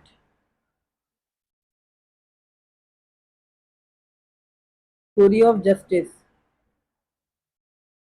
ठीक है, प्लेटो का थ्योरी ऑफ जस्टिस उन्होंने अपने मानव प्रकृति के विश्लेषण से ये समझा। और प्लेटो जो है मनुष्य की आत्मा में तीन मूल तत्व, थ्री एलिमेंट ऑफ सोल, मतलब जो मनुष्य की आत्मा में तीन मूल तत्व हैं वो प्लेटो मानते हैं, जिसके आधार पर समाज तीन वर्गों में बढ़ता है। पहला विवेक, जिसके अंदर ये तत्व प्रधान होता है, विवेक रीजन या विजडम, ज्ञान और कारण। जिसके अंदर ये तत्व प्रधान होता है वे दार्शनिक राजा होता है, दार्शनिक राजा, फिलोसोफर किंग बनता है। और वह किस वर्ग में जाता है, वो जाता है शासक वर्ग में, शासक वर्ग में। ठीक है, और दूसरा होता है थ्री एलिमेंट ऑफ सोल, हमने बता रहा हूं, मैं बता रहा हूं। और दूसरा क्या है, साहस, करेज या स्पिरिट, साहस, जिसके अंतर जिसके अंतर्गत क्या आता है, तत्व प्रधान होता है, तत्व प्रधान होता है, या वो जो है सैनिक वर्ग में बनता है, सोल्जर क्लास, सोल्जर क्लास। ठीक है, सैनिक वर्ग में बनता है, मतलब राज्य की रक्षा करता है, राज्य की रक्षा करना। ठीक है, पहला, दूसरा। तीसरा क्या है, तीसरा है भासना या एपिटाइट या डिजायर, इच्छा। जिसके अंदर ये तत्व प्रधान होता है वे उत्पादक वर्ग में जाता है, उत्पादक वर्ग या कह लो प्रोड्यूसर क्लास, मतलब जैसे खेती करना, व्यापार करना। समझ में आ गया। मतलब जो ओपी गावा है वो, ओपी गावा बुक है उसके अकॉर्डिंग प्लेटो का जो न्याय सिद्धांत है वो मानव प्रकृति के विश्लेषण से निकलता है। प्लेटो की मनुष्य की आत्मा में तीन मूल तत्व हैं, थ्री एलिमेंट्स ऑफ सोल, जिसके अकॉर्डिंग वो समाज को तीन वर्गों में बांटते हैं। पहला विवेक, दूसरा साहस और तीसरा डिजायर या एपिटाइट। इनका कहना है कि जिसके अंदर विवेक प्रधान तत्व होता है वो दार्शनिक राजा बनता है, राजा वर्ग में जाता है। दूसरा, जिसके अंदर साहस तत्व प्रधान होता है वो सोल्जर क्लास में या राज्य की रक्षा करने का कार्य करता है। तीसरा उन्होंने बताया कि डिजायर या एपिटाइट, मतलब जिनकी अंदर इच्छा होती है या उत्पादक या मतलब जो प्रोड्यूसर क्लास में जाते हैं, जैसे खेती करना, व्यापार करना। तो इस प्रकार से जब ये तीनों वर्ग अपने अपने गुणों के अनुसार कार्य करते हैं तो आत्मा के स्तर पर इसे संयम कहते हैं और समाज के स्तर पर इसी संतुलन को क्या कहा जाता है, न्याय कहा जाता है। क्या कहा जाता है, न्याय। ठीक है, और इसी अकॉर्डिंग अभी हम समझने जा रहे हैं, एक मिनट इसको मिटा दूं। मतलब जो सीएल वेपर बुक है उसके अकॉर्डिंग, मतलब सोफिस्टों के सिद्धांतों पर किस प्रकार प्लेटो ने प्रहार किया। ठीक है, मतलब वेपर जो बुक है उन्होंने अपनी जो पुस्तक है उसमें स्पष्ट किया है कि प्लेटो ने तीनों पूर्ववर्ती सिद्धांतों का खंडन क्यों किया, जो अभी हमने आपको देखा, सोफिस्ट हो गए, ठीक है, थ्रेसीमेकर्स और ग्लेकॉन। तो इस प्रकार जो सीएल वेपर है उसमें बताया गया है कि किस प्रकार प्लेटो ने, है ना, अपने जो तीन पूर्ववर्ती सिद्धांत है उसका खंडन क्यों किया। पहला सेफालस, पॉलीमार्क्स, एक मिनट, सेफालस या पॉली मार्क्स, ठीक है। न्याय को बहुत व्यक्तिगत और बाह्य मानते थे। ये जो विचारक थे वो क्या मानते थे, न्याय को बहुत व्यक्तिगत और बाह्य मानते थे, सिर्फ सच बोलना या लेन देन, ठीक है। तो प्लेटो ने इसे सामाजिक और आंतरिक बताया। थ्रेसीमेकस, ये सारा मैं आपको बता चुका हूं। थ्रेसीमेकस जो विचारक हैं सोफिस्ट विचारक में, तो थ्रेसीमेकस का विचार क्या है कि शक्ति केंद्रित था। इनका विचार कैसा था, शक्ति केंद्रित था, मतलब जो आगे चलकर मैकियावेली, हॉब्स के विचारकों का क्या बनता है, आधार बनता है। तो प्लेटो ने इसके विपरीत नैतिकता और कल्याण को स्थापित किया, जो मैंने आपको तीनों में समझा दिया था। और ग्लेकॉन तीसरे जो आते हैं वो आते हैं ग्लेकॉन, ठीक है। तो ग्लेकॉन का सिद्धांत आधुनिक युग के थॉमस हॉब्स, लॉक के सामाजिक सिद्धांत के आधार पर शुरुआती झलक दिखती है। मतलब जो न्याय को कृत्रिम मानता था, प्लेटो ने इसे खारिज किया और साबित किया कि राज्य और न्याय प्राकृतिक और अनिवार्य है, ठीक है। और इसी प्रकार एक पुस्तक है राजेश मिश्रा, राजेश मिश्रा, ठीक है। तो राजेश मिश्रा के अकॉर्डिंग हमने पढ़ा, क्या पढ़ा कि जो प्लेटो के न्याय सिद्धांत है उसकी क्या विशेषताएं और क्या क्रिटिसाइज्ड है, मतलब आलोचना है। तो परीक्षा के पॉइंट ऑफ व्यू से देखेंगे कि जो सिद्धांत है प्लेटो का, वो उसकी निम्नलिखित विशेषता है, सिग्निफिकेंस है। पहला क्या है, नैतिक प्रकृति, नैतिक प्रकृति मतलब मोरल नेचर, ठीक है। ये कानूनी रूप से बाध्यकारी नहीं बल्कि कर्तव्य आधारित है। प्लेटो ने यही तो बताया था, मोरल नेचर, इस सभी का कार्य क्या है, अपने अपने जो कार्य है उसको करना, ना कि किसी के कार्य में टांग अड़ाना। आस्तिकवादी, आस्तिकवादी, दूसरा कौन सा, नॉन इंटरवेंशनिस्ट, मतलब आस्तिकवादी। इसमें समाज में शांति बनाए रखने के लिए वर्गों के बीच टकराव को रोकने का कार्य किया, ठीक है। और दूसरा है एक्सट्रीम मॉनिज्म, मतलब अति, एक मिनट, मैं इंग्लिश में लिख रहा हूं तो इंग्लिश में लिखूं, एक्सट्रीम मॉनिज्म, ठीक है। ये पूरे समाज को एक इकाई के रूप में जोड़ता है। और क्रिटिसाइज कौन से हैं ये और समझ लीजिए, ये तो सिग्निफिकेंस से। क्रिटिसाइज मतलब कानूनी शक्ति का अभाव है, कानूनी शक्ति का अभाव, मतलब ये न्याय केवल नैतिक है, इसलिए यदि कोई इसका उल्लंघन करे तो दंड का कोई स्पष्ट कानून प्रावधान नहीं है, ठीक है।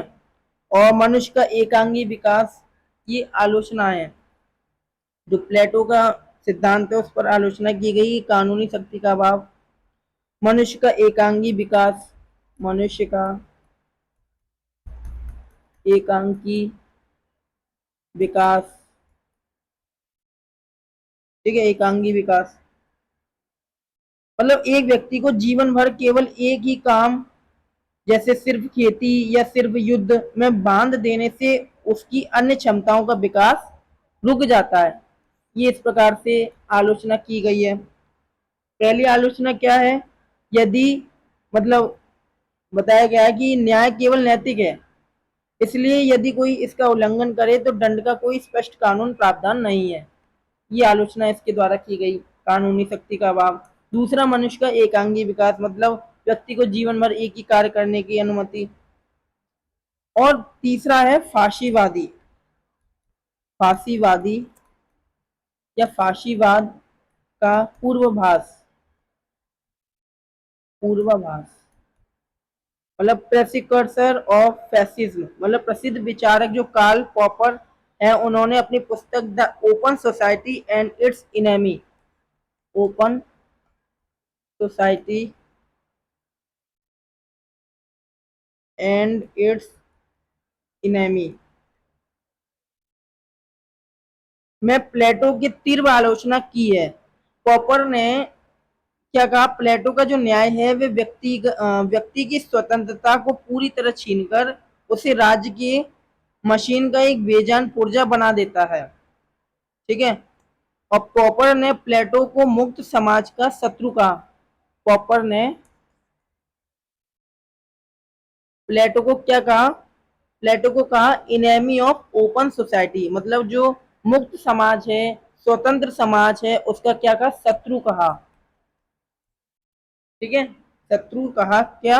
ओपन सोसाइटी का शत्रु, या जो स्वतंत्र समाज है उसका शत्रु कहा पॉपर ने। क्यों कहा?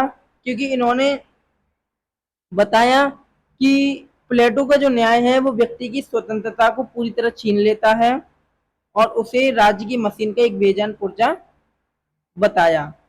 ठीक है, तो इस प्रकार से हमने समझा कि किस प्रकार से क्रिटिसाइज किया गया है और उनकी जो विशेषता है वो भी हमने समझी। ठीक है, तो आप याद कर लेंगे और बाकी हम जो नेक्स्ट क्लास आएगी उसमें हम क्वेश्चन भी करेंगे इसके अकॉर्डिंग। ठीक है, तो कोई दिक्कत की बात नहीं है, हम केवल थ्योरी नहीं करेंगे, हम इसके आंसर भी ढूंढेंगे। क्वेश्चन आएंगे आपके पास अगली वाली स्लाइड में, उसको हम करेंगे कंटिन्यू, मतलब जो अगली क्लास होगी उसमें समझने का प्रयास करो। अब हम चलते हैं दूसरा, गुफा का रूपक, मतलब एलिगोरी ऑफ द केव। प्लेटो जो दार्शनिक थे, तो प्लेटो का जो प्रसिद्ध सिद्धांत क्या है, दार्शनिक और प्रसिद्ध सिद्धांत, वो ये है कि गुफा का रूपक, एलिगरी ऑफ द केव को दर्शाना, जो एक क्या है, चरम ज्ञान मीमांसा, मतलब एपिस्टेमोलॉजी है। क्या है? एपिस्टेमोलॉजी। एपिस्टे एक तो यहाँ दिखाई नहीं देता है, एक मिनट, ये जो कुछ अलग वर्ड है मैं उसको यहाँ पर लिख देता हूँ। एपिस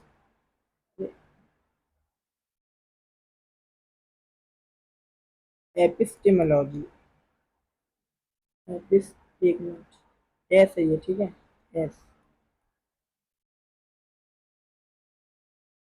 एपिस्टेमोलॉजी, इसका मतलब होता है ज्ञान मीमांसा, यानी ज्ञान के सिद्धांत का आधार।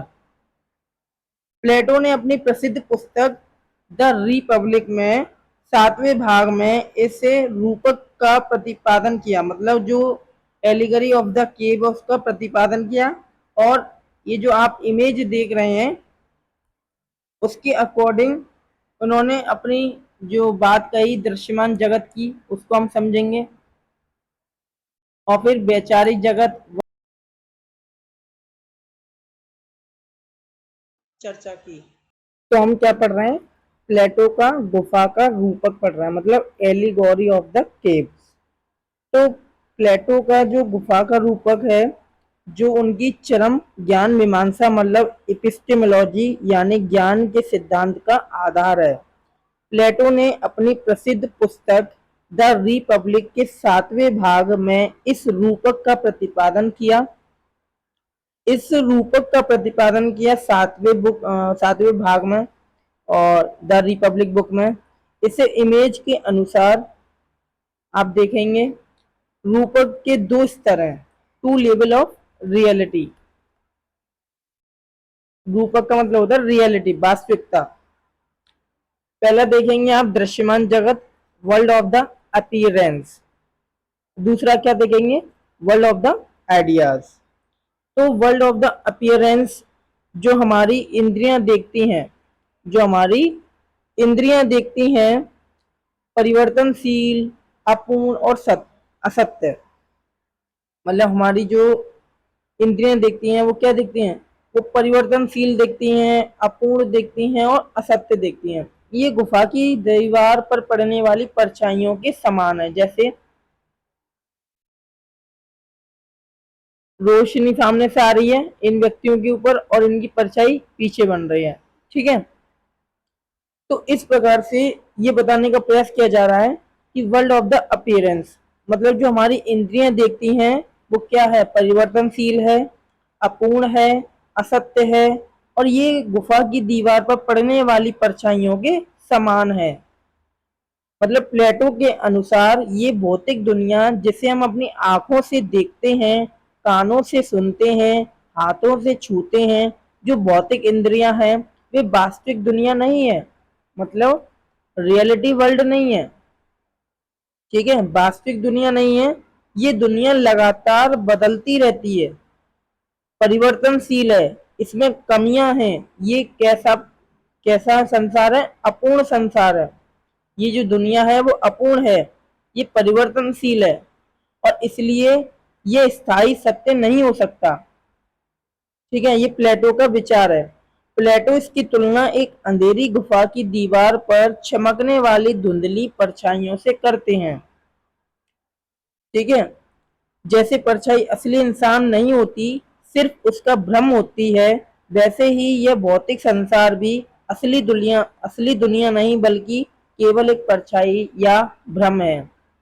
तो आप समझ रहे हैं वर्ल्ड ऑफ अपीयरेंस का मतलब प्लेटो ने क्या समझाया। प्लेटो ने ये समझाया कि जो हम अपने भौतिक चीजों को देख रहे हैं अपने इंद्रियों के माध्यम से, जैसे आंख हो गए, कानों से हम सुनते हैं, हाथों से हम छूते हैं, तो ये वास्तविक दुनिया नहीं है, ये रियल वर्ल्ड नहीं है, रियल वर्ल्ड और कुछ है।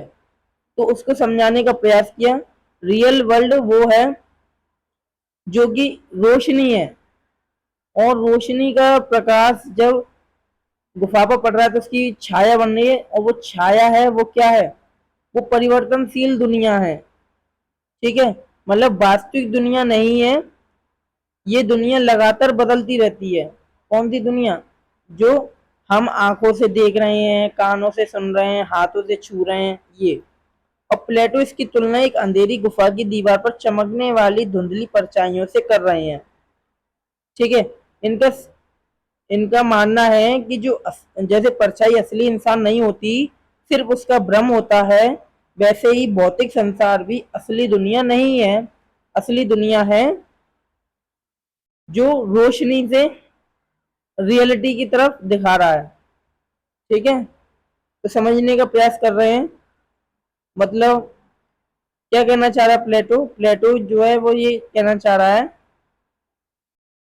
कि जो भौतिक दुनिया है वो रियल वर्ल्ड नहीं है, रियल वर्ल्ड इससे परे है और जो हम देख रहे हैं वो क्या है, एक परिवर्तनशील और अपूर्ण, ठीक है, ऐसी दुनिया है और इससे परे है रियल वर्ल्ड, रियलिटी। तो दृश्यमान जगत का इन्होंने जो है मतलब दो स्तर से समझाने का प्रयास किया, ठीक है। रूपक को मतलब जो रियलिटी है, रियलिटी को समझाने के लिए इन्होंने दो प्रकार का उपयोग किया। पहला है दृश्यमान जगत मतलब वर्ल्ड ऑफ अपीयरेंस, जिसमें बताया कि जो हमारी इंद्रियां देखती हैं और वह परिवर्तनशील है, अपूर्ण है, असत्य है और ये गुफा की दीवार पर पड़ने वाली परछाइयों के समान है। रियलिटी वर्ल्ड कुछ और है, जैसे जो परछाई पड़ रही है वो रियल वर्ल्ड नहीं है, पर जिसकी वजह से पड़ रही है वो रियल वर्ल्ड है, ठीक है। मतलब कहने का ये है, मतलब वह भौतिक संसार जिससे हम अपनी पांच ज्ञानेंद्रियों से देखते हैं, सुनते हैं, त्वचा से छूते हैं, जीभ से चखते हैं, नाक से सूंघते हैं, है ना, माध्यम से महसूस करते हैं, ये वह दुनिया है।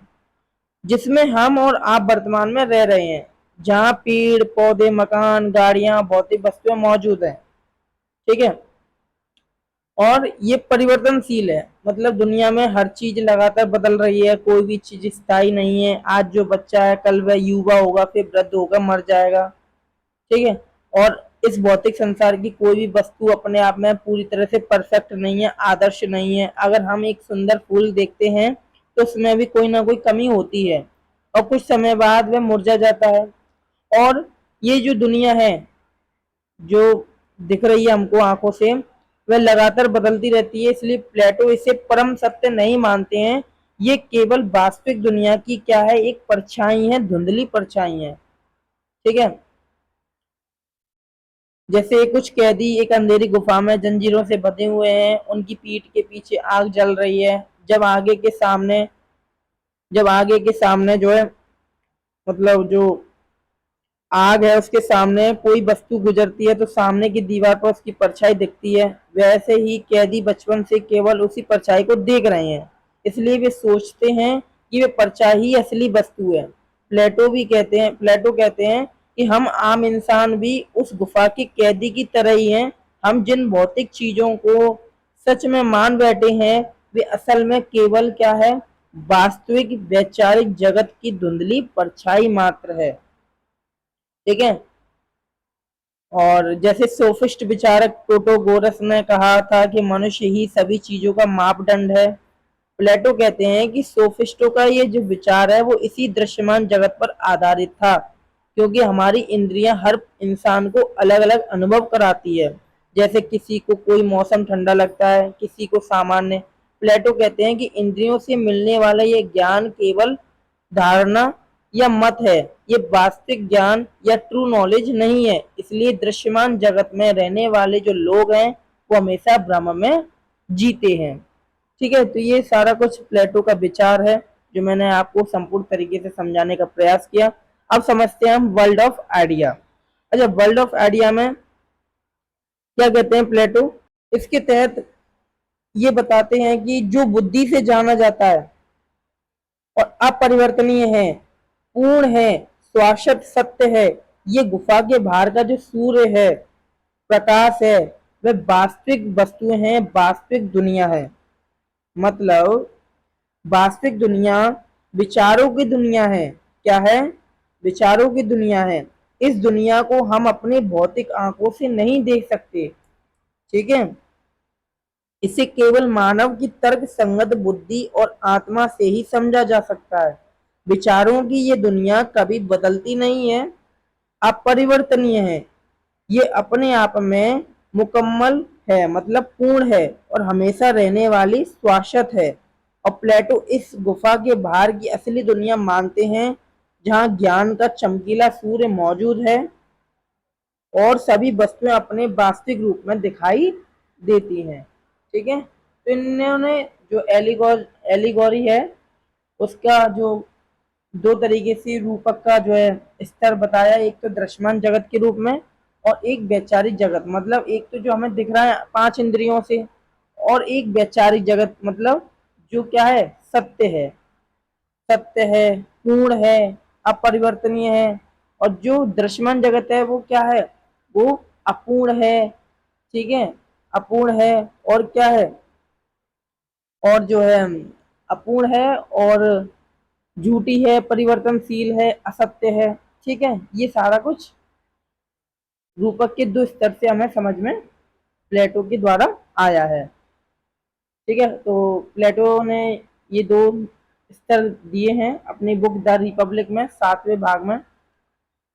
अच्छा, दार्शनिक राजा फिलोसोफर किंग, वह जो बुद्धि के बल पर परछाइयों को पार करके असली सूर्य तक पहुंचता है, सत्य को जानता है और राज्य का शासन न्याय और कल्याण के आधार पर करता है, वही क्या है, दार्शनिक राजा है। ठीक है, ज्ञान की यात्रा, गुफा में बंधे हुए लोग केवल परछाइयों को देखते हैं, उन्हें ही सत्य मान बैठते हैं। एक व्यक्ति मुक्त होकर बाहर आता है और प्रकाश से चकाचौंध होता है और धीरे धीरे वास्तविक वस्तुओं को समझता है। वह सूर्य का दर्शन करता है जो सत्य, ज्ञान और सुख का स्रोत है। और वह वापस गुफा में जाकर दूसरों को मुक्त करना चाहता है, परंतु लोग उसका उपहास करते हैं। ठीक है, तो इस प्रकार से इन्होंने एपिस्टेमोलॉजी के माध्यम से दृश्यमान जगत और वैचारिक जगत दोनों को क्या किया, डिफाइंड किया है कि जो दृश्यमान जगत है वो झूठी है, अपूर्ण है, असत्य है, परिवर्तनशील है, लेकिन जो वैचारिक दुनिया है जो कि क्या है, सत्य है, अपरिवर्तनशील है, पूर्ण है। ठीक है, इस प्रकार से हमने समझने का प्रयास किया। मतलब जो समाज में आम लोग जो जी रहे हैं वो अज्ञानता में ही जी रहे हैं, अज्ञानता अंधेरी गुफा में जंजीरों से बंधे हुए हैं। कुछ लोग वस्तुओं को लेकर गुजरते हैं जिससे दीवार पर परछाइयां बनती हैं, और ये कैदी बचपन से केवल इन परछाइयों को ही देखते आ रहे हैं, इसलिए उनके लिए ये भ्रम या परछाई ही पूरी वास्तविक दुनिया और वास्तविक सत्य है। लेकिन प्लेटो के लिए जो वास्तविक सत्य है वो क्या है, वो सूर्य प्रकाश, मतलब जो क्या है, सत्य है। ठीक है, विचार है, अपरिवर्तनीय दुनिया है, शाश्वत सत्य है, ये उनके लिए क्या है, वैचारिक दुनिया है जो क्या है, ब्रह्म से परे है। अच्छा, इसमें जो दिखाया गया है, व्यक्ति मुक्त होकर बाहर आता है, प्रकाश से चकाचौंध होता है, धीरे धीरे वास्तविक वस्तुओं को समझता है। ठीक है, मतलब जब इनमें से किसी एक कैदी को जंजीरों से मुक्त किया जाता है और पीछे मुड़कर गुफा के मुहाने की तरफ बढ़ता है, तो अचानक तेज रोशनी के कारण उसकी आंखें चौंक जाती हैं और उसे दर्द होता है, और वह शुरुआत में घबराता है, लेकिन जैसे जैसे वह गुफा से बाहर आता है उसकी आंखें प्रकाश को सहना सीखती हैं और पहली बार वस्तुओं के वास्तविक रूपों को, पेड़ों को, प्रकृति को सीधे देखता है, और वह समझ जाता है कि गुफा की दीवार पर दिखने वाली जो चीजें थी वो क्या थी, नकली थी या भ्रम थी, ठीक है, या झूठी थी, और ये जो है वो क्या है, प्रकाश सत्य है। वह सूर्य का दर्शन करता है जो सत्य और ज्ञान प्रकाश का क्या है, सोर्स है। तो बाहर की जो दुनिया है, मतलब बाहर की दुनिया की वास्तविक वस्तुओं को देखने के बाद वह अपनी आंखें ऊपर उठाता है और सीधे आसमान में चमकते हुए सूर्य को देखता है। तो प्लेटो के दर्शन में सूर्य का मतलब है शुभ विचार, मतलब good idea, idea of good, मतलब सूर्य ही वह अंतिम सोर्स है जिससे प्रकाश के कारण बाकी सारी चीजें दिखाई देती हैं और जीवित हैं, और ये चरम सत्य का क्या है, स्तर है जहाँ आत्मा को पूर्ण शुद्ध और शाश्वत ज्ञान प्राप्त होता है। तो ये सारा कुछ एलिगोरी ऑफ द केव के अंतर्गत प्लेटो ने दो प्रकार से, दो स्तर रूपक के दिए, एक दृश्यमान जगत और एक वैचारिक जगत। ठीक है, चलते अपनी नेक्स्ट।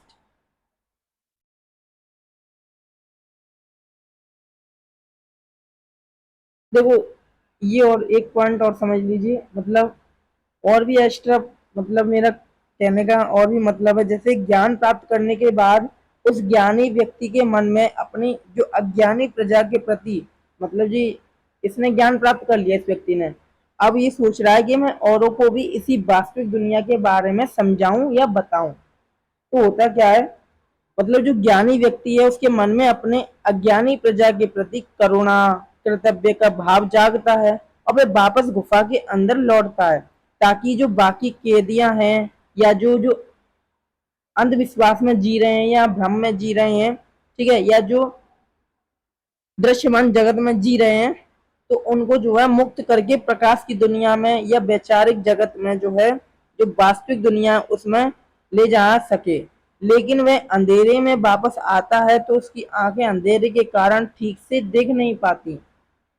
ठीक है, और इसे देखकर गुफा के बाकी अज्ञानी लोग उसका क्या करते हैं, मजाक उड़ाते हैं। मजाक कैसा, कि बाहर जाने से इसकी आंखें खराब हो गई, ये कहते हैं। तो कहने का मतलब है, जब वह उन्हें परछाइयों को छोड़कर बाहर चलने को कहता है तो अज्ञानी भीड़ उसे पागल समझती है, उसका विरोध करती है, और ये सुकरात की शहादत की ओर एक क्या था, सीधा इशारा था, और यही कारण था कि उनको हेमलॉक दिया गया।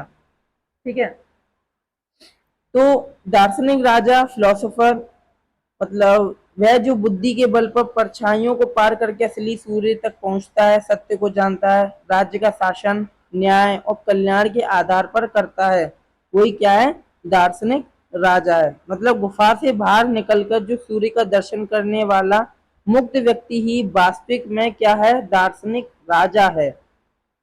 ठीक है, क्योंकि उसने क्या किया, सत्य और शुभ के विचार को साक्षात देख लिया और इसलिए वह सांसारिक मोह माया धन या सत्ता के लालच से पूरी तरह ऊपर उठ चुका है और ऐसा व्यक्ति ही शासन करने के लिए सबसे उपयुक्त है, क्योंकि वह पूर्व ग्रहों से मुक्त होकर, मतलब जो अंधेरी या ब्रह्म की दुनिया थी उससे मुक्त होकर पूर्ण न्याय के साथ शासन चला सकता है। तो ये सारा कुछ मैंने डिटेल्ड एक्सप्लेन कर दिया आपको। अब हमारा जो नेक्स्ट है वो है प्लेटो का पारिवारिक और संपत्ति का साम्यवाद, जिसको पत्नियों और संपत्ति का साम्यवाद भी कहते हैं। देखो ये जो सिद्धांत है प्लेटो का, ये जो सिद्धांत है प्लेटो का वो कैसा सिद्धांत है, विवादित और क्रांतिकारी सिद्धांत है, जिसका नाम क्या है, communism of vibes and property, मतलब साम्यवाद का सिद्धांत, theory of communism, theory of communism. ठीक है, तो इसमें क्या देखने को मिलता है, वे प्लेटो जो है क्या दर्शाते हैं, तो जो प्लेटो हैं उन्होंने अपनी पुस्तक द रिपब्लिक में न्याय की प्राप्त करने के लिए भारी साधन के रूप में इसको प्रस्तुत किया है। मतलब जो द रिपब्लिक पुस्तक है प्लेटो के द्वारा लिखित, उसमें न्याय की प्राप्ति के लिए एक भारी साधन एक्सटर्नल मीन्स के रूप में इसको प्रस्तुत किया है। मतलब ये जो आप देख रहे हैं पत्नी और संपत्ति का जो साम्यवाद है, मतलब जो प्लेटो का लक्ष्य है वो क्या है, सर्वोत्तम संतान और सर्वोत्तम राज्य। कहने का मतलब है प्लेटो केवल भाई भतीजेवाद नहीं रोकना चाहते थे, वे सुप्रजनन शास्त्र मतलब यूजेनिक्स के आधार पर राज्य के लिए सर्वश्रेष्ठ नस्ल पैदा करना चाहते थे। ठीक है, मतलब आमतौर पर माना जाता है कि प्लेटो ने परिवार का साम्यवाद केवल इसलिए दिया ताकि राजा अपने परिवार के मोह में फंसकर भाई भतीजावाद ना करे। लेकिन ये जो आप देख रहे हैं वो स्पष्ट क्या कर रहा है, ये स्पष्ट कर रहा है कि जो प्लेटो का उद्देश्य है वो इससे कहीं बड़ा था। मतलब वे राज्य में उत्तम नागरिक और शासकों को पैदा करने के लिए विज्ञान का सहारा लेना चाहते थे। ठीक है, जैसे एक अच्छी नस्ल के पशुओं को पैदा करने के लिए बेहतरीन नस्ल का मिलन कराया जाता है, वैसे ही प्लेटो राज्य के लिए सर्वश्रेष्ठ मानव नस्ल तैयार करना चाहते थे और सर्वश्रेष्ठ शारीरिक मानसिक नैतिक गुणों वाले पुरुषों और महिलाओं का चयन कर राज्य द्वारा नियोजित प्रजनन कराया जाएगा। मतलब इस व्यवस्था में जो विवाह है एक व्यक्तिगत या धार्मिक संस्था नहीं रह जाता, राज्य एक निश्चित आयु में सबसे बुद्धिमान वीर शारीरिक रूप से स्वस्थ पुरुषों और महिलाओं का चयन करेगा, उनके बीच केवल बच्चे पैदा करने के उद्देश्य से एक सीमित समय के लिए राज्य की देखरेख में संबंध स्थापित कराए जाएंगे ताकि होने वाली जो संतान है वो शारीरिक मानसिक रूप से कैसी हो, सर्वोत्तम हो। मतलब इन्होंने इनका लक्ष्य क्या था, यदि सर्वोत्तम नागरिक होगा तो सशक्त राज्य होगा और पूर्ण एकता होगी। ठीक है, मतलब जन्मे हुए बच्चों का लालन पालन राज्य द्वारा सामूहिक रूप से किया जाएगा, व्यक्तिगत माता पिता की पहचान गुप्त रखी जाएगी। मतलब जैसे ही बच्चा पैदा होगा उसे उसकी माँ से अलग करके राज्य द्वारा संचालित शिशु गृहों मतलब जो नर्सरीज होती हैं उसमें भेज दिया जाएगा। वहाँ दाइयों राज्य के अधिकारियों द्वारा सभी बच्चों का सामूहिक पालन होगा। ना तो कोई माता पिता यह जान पाएंगे कि उनका बच्चा कौन सा है, ना किसी बच्चे को पता होगा कि उसके असली माता पिता कौन है, और पूरा शासक वर्ग एक ही परिवार बन जाएगा। ठीक है, मतलब प्लेटो का लक्ष्य क्या है? सर्वोत्तम संतान, सर्वोत्तम राज्य। प्लेटो केवल भाई भतीजावाद नहीं रोकना चाहते थे, वो सुप्रजनन शास्त्र के आधार पर राज्य के लिए सर्वश्रेष्ठ नस्ल पैदा करना चाहते थे। सर्वश्रेष्ठ शारीरिक, मानसिक, नैतिक गुणों वाले पुरुषों और महिलाओं का चयन करके राज्य द्वारा नियोजित प्रजनन कराया जाएगा और जन्मे हुए बच्चों का लालन पालन राज्य द्वारा सामूहिक रूप से किया जाएगा। व्यक्तिगत माता पिता की पहचान गुप्त रखी जाएगी और अभिभावक वर्ग मतलब जो शासक और सैनिक है उनको गोल्ड वुमेन से दूर रखना अनिवार्य था। यदि व्यक्तिगत संपत्ति और स्त्रियों पर व्यक्तिगत अधिकार होगा तो मोह, लोभ, ईर्ष्या और पारिवारिक पक्षपात पैदा होगा। ठीक है, साम्यवाद से वर्ग में कोई निजी स्वार्थ नहीं रहेगा और सभी का लक्ष्य होगा कि राज्य की सेवा और कल्याण करना। ठीक है, समझ में आ रहा है? जो कम्युनिज्म ऑफ जो सिद्धांत दिया है प्लेटो के द्वारा, communism of property and wifes. तो राज्य की एकता का मूल सिद्धांत मतलब दूसरा जो आप देख रहे हैं, ठीक है, राज्य की एकता का मूल सिद्धांत। तो इसमें जो है प्लेटो ने समाज के शीर्ष दो वर्गों को, जैसे शासक हो गया और सैनिक वर्ग हो गया, उन दोनों को मिलाकर अभिभावक वर्ग या संरक्षक वर्ग कहा। प्लेटो का मानना था कि शासन और सुरक्षा की जिम्मेदारी संभालने वाले को ही कंचन और कामनी से पूरी तरह दूर रहना चाहिए। क्यों रहना चाहिए? क्योंकि ये दोनों चीजें मनुष्य की बुद्धि को क्या करती हैं? भ्रष्ट करती हैं। एक कंचन और एक क्या? कंचन और कामिनी, मतलब जो स्त्री हो गया, परिवार हो गया, इन दोनों वर्गों को दूर रहना चाहिए। कारण ये कि ये दोनों अगर इनसे दूर नहीं होंगे तो उनकी तरफ इनका जो है दिमाग जाएगा, बुद्धि जाएगी। ठीक है, तो ये क्या करेंगे? ये भ्रष्ट तरीके से जो है शासन करेंगे और इन मतलब दो अभिभावकों, जो अभिभावक वर्ग है जैसे शासक और सैनिक, तो उनको कंचन और कामनी दोनों से दूर रखना अनिवार्य है। ठीक है, तो ये प्लेटो जो है communism of wives and property के तहत बताते हैं कि शासक वर्ग का सेपरेशन, राज्य की एकता का मूल सिद्धांत क्या है? वो यही है कि अभिभावक वर्ग जो कि शासक और सैनिक हो गए, इन दोनों को कंचन और कामनी दोनों से दूर रहना चाहिए, जिससे क्या होगा? राज्य की सेवा और कल्याण की ओर साम्यवाद से वर्ग में कोई निजी स्वार्थ नहीं रहेगा और सभी का लक्ष्य क्या होगा? राज्य की सेवा करना। ठीक है, तो प्लेटो के अनुसार जब एक राजा के पास अपनी तिजोरी और अपना परिवार होता है तो वह पूरे राज्य का भला सोचने के बजाय वह केवल अपनी पत्नी, अपने बच्चों और संपत्ति को बढ़ाने के बारे में सोचने लगता है। ठीक है, और इससे राज्य में क्या होता है? भ्रष्टाचार, सत्ता का दुरुपयोग, आपसी ईर्ष्या जन्म लेती है और जो क्या करती है? राज्य को विनाश की ओर धकेलती है या विनाश की तरफ ले जाती है। तो साम्यवाद से वर्गों में कोई निजी स्वार्थ नहीं रहेगा और सभी का लक्ष्य होगा कि राज्य की सेवा और कल्याण करना। मतलब जब शासक और सैनिक वर्ग के पास ना तो कोई जमीन होगी, ना कोई घर होगा, ना कोई निजी परिवार होगा, ना कोई निजी स्वार्थ होगा, तो इन सब से क्या होगा? वे पूरी तरह से तनाव मुक्त होकर, स्वार्थहीन होकर अपना पूरा समय और ऊर्जा केवल एक ही काम में लगाएंगे और वो होगा राज्य की सेवा या जनता का कल्याण। ठीक है, तो इस प्रकार से इन्होंने पत्नियों और संपत्ति का साम्यवाद, communism of wives and property का जो है सिद्धांत दिया प्लेटो ने और कहा कि इन दोनों वर्गों को कंचन और कामनी से दूर रहना अनिवार्य है, जिससे क्या होगा? राज्य की सेवा और कल्याण की भावना उत्पन्न होगी और राज्य जो है अच्छी तरीके से संचालित होगा।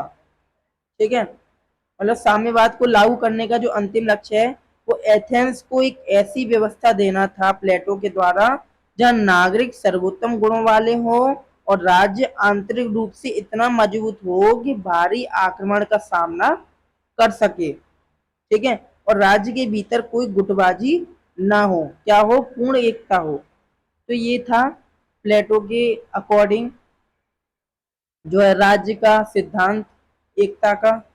तो इस प्रकार से इन्होंने एथेंस को बनाने का विचार रखा। मतलब प्लेटो का ये साम्यवाद व्यक्तिगत स्वार्थ, पारिवारिक पक्षपात और नैतिक पतन को समाप्त कर एक नैतिक, अनुशासित और एकीकृत राज्य की स्थापना के लिए ये सिद्धांत दिया। और इस मतलब प्लेटो का कोई आर्थिक सुधार नहीं करना चाहते थे इस सिद्धांत के माध्यम से, बल्कि उनका क्या था, साम्यवाद राजनीति को साफ करने का एक नैतिक, राजनीतिक क्या था, एक कदम था या फिर एक विचार था।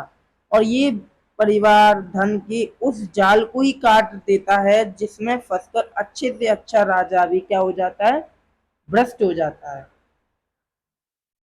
ठीक है, तो इस प्रकार से मैंने आपको एक्सप्लेन किया। अब देखते हैं कि जो ओपी गाबा बुक्स है या राजेश मिश्रा या सीएल वाइपर है, उनके अकॉर्डिंग जो है क्या देखने को मिलता है। मतलब जो ओपी गाबा बुक है उसमें कार्ल मार्क्स के आधुनिक साम्यवाद और प्लेटो की प्राचीन साम्यवाद के बीच के अंतर को बहुत स्पष्ट रूप से रेखांकित किया, अंडरलाइन किया है, जो कि परीक्षा में पूछा जाता है। जैसे कि आर्थिक बनाम राजनीतिक उद्देश्य। ठीक है, आर्थिक बनाम, एक मिनट, आर्थिक बनाम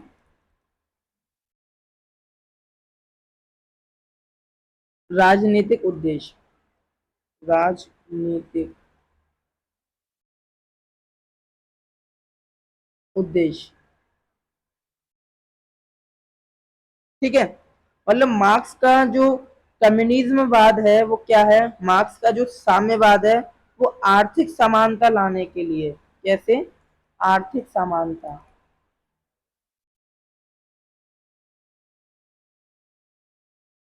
जो कार्ल मार्क्स है। ठीक है, मतलब जो कार्ल मार्क्स है उसका जो साम्यवाद है वो क्या है, आर्थिक समानता लाने और उत्पादक वर्ग मतलब जो मजदूर वर्ग है उसके कल्याण के लिए था। और इसी के विपरीत विपरीत जो है, इसी के विपरीत प्लेटो का जो साम्यवाद है, जो अभी हमने पढ़ा साम्यवाद, वो राजनीतिक और नैतिक है। कैसा है, राजनीतिक एंड नैतिक, पॉलिटिकली एंड मोरलिटी। ठीक है, इसकी तरफ जो है विचार है प्लेटो का। तो मतलब प्लेटो का जो साम्यवाद है वो क्या था, राजनीतिक और नैतिक है, जिसका उद्देश्य है शासन को भ्रष्टाचार से मुक्त रखना। और जो कार्ल मार्क्स है उनका है आर्थिक समानता लाने का साम्यवाद। मार्क्स का जो साम्यवाद है वो पूरे समाज पर लागू होता है, ऑल सोसाइटी। ठीक है, मार्क्स का जो साम्यवाद है, कम्युनिज्म है, वो पूरे समाज पर लागू होता है। लेकिन जो प्लेटो का जो साम्यवाद है वो केवल अभिभावक वर्ग, जो अभी हमने पढ़ा था, शासक और सैनिक। ठीक है, शासक और सैनिक वर्ग, मतलब जो शासक हैं और जो सैनिक हैं उन पर लागू होता है। और समाज का जो तीसरा वर्ग है, जैसे उत्पादक वर्ग या मजदूर वर्ग, ठीक है, जैसे किसान हो गए, व्यापारी हो गए, तो उसे प्लेटो संपत्ति रखने और परिवार बनाने की पूरी छूट देता है। इसलिए प्लेटो का साम्यवाद क्या है, अर्ध साम्यवाद है, अर्ध साम्यवाद। ठीक है, मतलब हाफ कम्युनिज्म है। और सीएल, इसमें एक मिनट, ये तो हमने पढ़ लिया ओपी गावा के अकॉर्डिंग। और जो सीएल वेपर है वो क्या बताते हैं, मतलब जो वेपर की जो गाइड है या जो पुस्तक है उसमें प्लेटो का साम्यवाद कोई स्वतंत्र सिद्धांत नहीं है। मतलब सीएल वाइपर जो बुक्स है उसमें हम क्या देखते हैं, जो प्लेटो का साम्यवाद है, साम्यवाद, उसमें देखते हैं कि जो प्लेटो का साम्यवाद है वो कोई स्वतंत्र सिद्धांत नहीं है, स्वतंत्र सिद्धांत नहीं है। ठीक है, स्वतंत्र सिद्धांत नहीं है, बल्कि क्या है, न्याय सिद्धांत है। न्याय। न्याय सिद्धांत का क्या है? पूरक, कॉम्प्लीमेंट्री है। ठीक है, पूरक है। मतलब ये जो बेपर, सीएल बेपर की जो बुक्स है उसके अकॉर्डिंग हम देखें कि प्लेटो ने शिक्षा व्यवस्था के माध्यम से शासक के मन में जो विवेक और न्याय की भावना भरी थी, उस भावना को व्यावहारिक दुनिया में बचाए रखने के लिए साम्यवाद एक सुरक्षा कवच की तरह है। ठीक है, शिक्षा जहां शासक के आंतरिक मन को पवित्र करती है, वहीं साम्यवाद भारी वातावरण को ऐसा बना देता है कि शासक कभी लालच में पड़ेगा ही नहीं। क्योंकि उन्होंने बोला, प्लेटो जी ने, कि शासक वर्ग और सैनिक वर्ग इन दोनों को कंचन कामनी से दूर अनिवार्य है, मतलब दूर रखना अनिवार्य है। क्योंकि समाज का सेवा और कल्याण करना का जो परम लक्ष्य है वो उसकी तरफ क्या करता है? रेखांकित करता है। ठीक है, तो इसलिए प्लेटो ने बताया कि शिक्षा व्यवस्था के माध्यम से शासक के मन में विवेक और न्याय की भावना भरी जा सकती है। और शिक्षा के माध्यम से तो हमने पढ़ लिया है ना, और जो शासक है वो कभी लालच में पड़ेगा नहीं। किसके माध्यम से? साम्यवाद के माध्यम से। साम्यवाद, कम्युनिज्म के माध्यम से।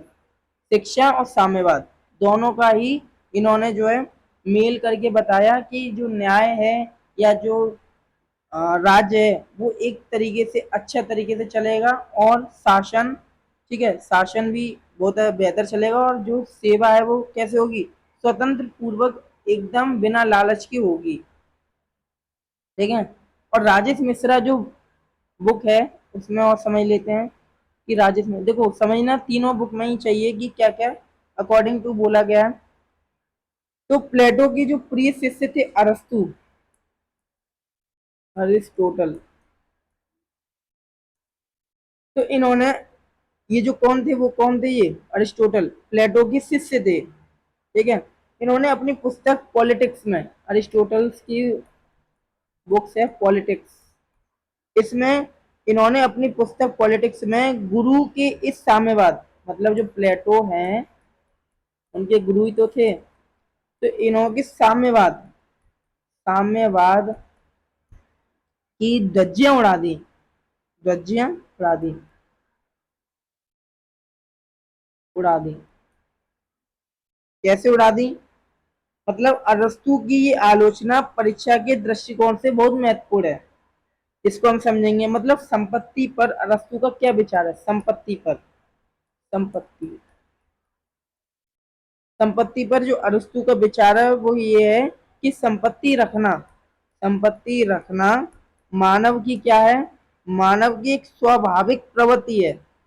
जब व्यक्ति की अपनी संपत्ति होती है तो उसे एक मनोवैज्ञानिक संतुष्टि मिलती है, साइकोलॉजिकल, मतलब जो संतुष्टि होती है वो मिलती है। ठीक है, और परोपकार करना सीखता है, मतलब दान करना सीखता है। यदि उसके पास खुद की कोई संपत्ति नहीं होगी तो क्या वो दान करेगा? नहीं करेगा। और यदि संपत्ति होगी तो क्या होगा? परोपकार की भावना उत्पन्न होगी और मनोवैज्ञानिक संतुष्टि भी मिलेगी, संतुष्टि। ठीक है, तो होगा क्या?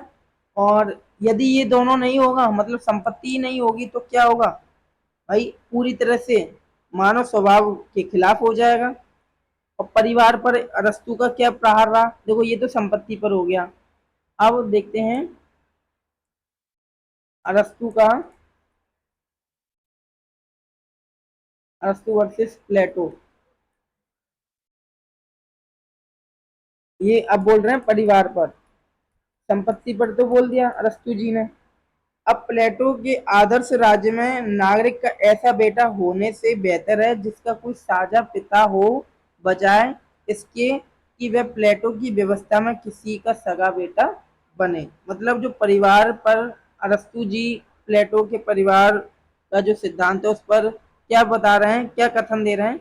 मतलब जो प्लेटो के आदर्श राज्य में, प्लेटो कैसा राज्य बनाने के लिए सोच रहे हैं, विचार कर रहे हैं? आदर्श राज्य।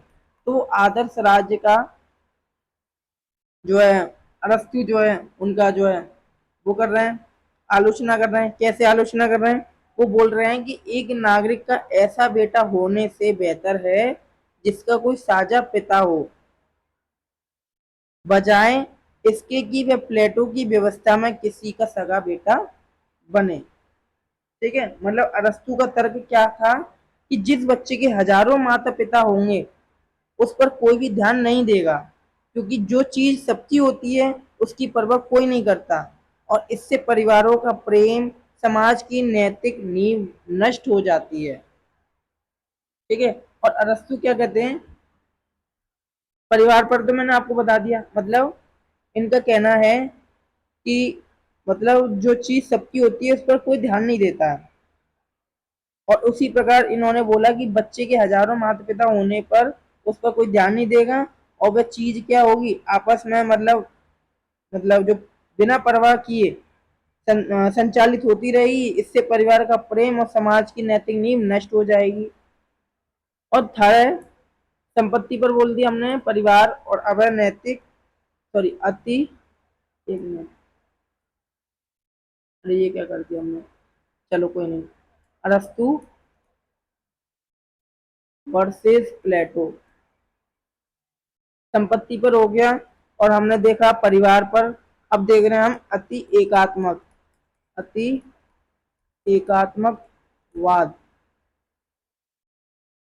अति एकात्मकवाद पर आलोचना, वो भी अरस्तु की।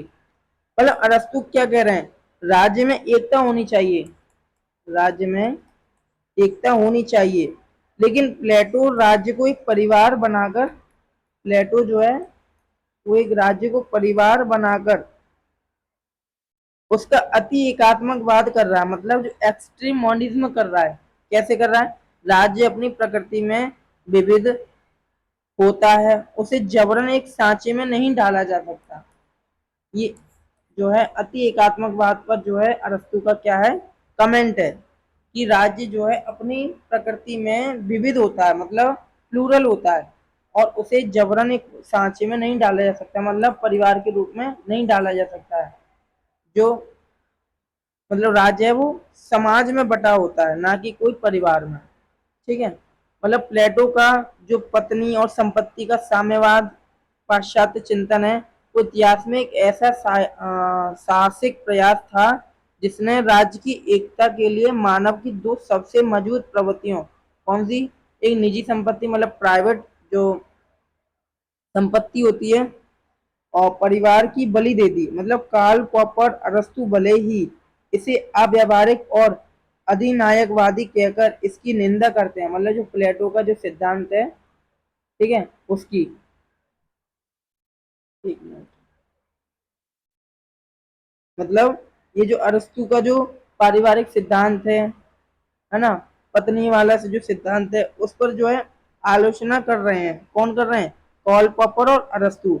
लेकिन जो कॉल पॉपर और अरस्तु हैं वो भले ही अव्यावहारिक और अधिनायकवादी कहकर इसकी निंदा कर रहे हैं, परंतु जो सीएल वेपर है, सीएल वेपर जो बुक है, उसमें ये सिद्धांत आज के आधुनिक युग के राजनेताओं के लिए एक क्या है, गंभीर चेतावनी है, और सत्ता और संपत्ति का क्या है, विकराल संलयन हमेशा लोकतंत्र और न्याय का क्या करता है, गला घोंट देता है।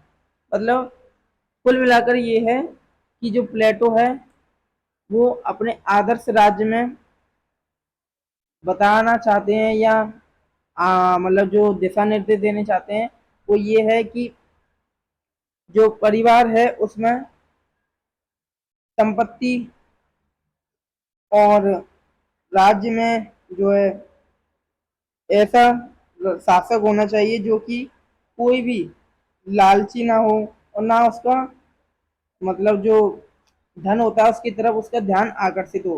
तो क्या करे, वो निष्पक्ष होकर के बिना किसी लालच में आकर के एक आदर्श राज्य को संचालित करे। ठीक है, तो इस प्रकार से मैंने आपको कंप्लीट डिटेल्ड एक्सप्लेन किया इस सिद्धांत पर, पत्नी और संपत्ति का साम्यवाद सिद्धांत पर, जो प्लेटो के द्वारा रिपब्लिक पुस्तक में 7वें भाग में डिक्लेयर्ड है। अब देखते हैं हम नेक्स्ट, प्लेटो, प्लेटो का पुस्तक का, एक मिनट, ये बार बार सही है।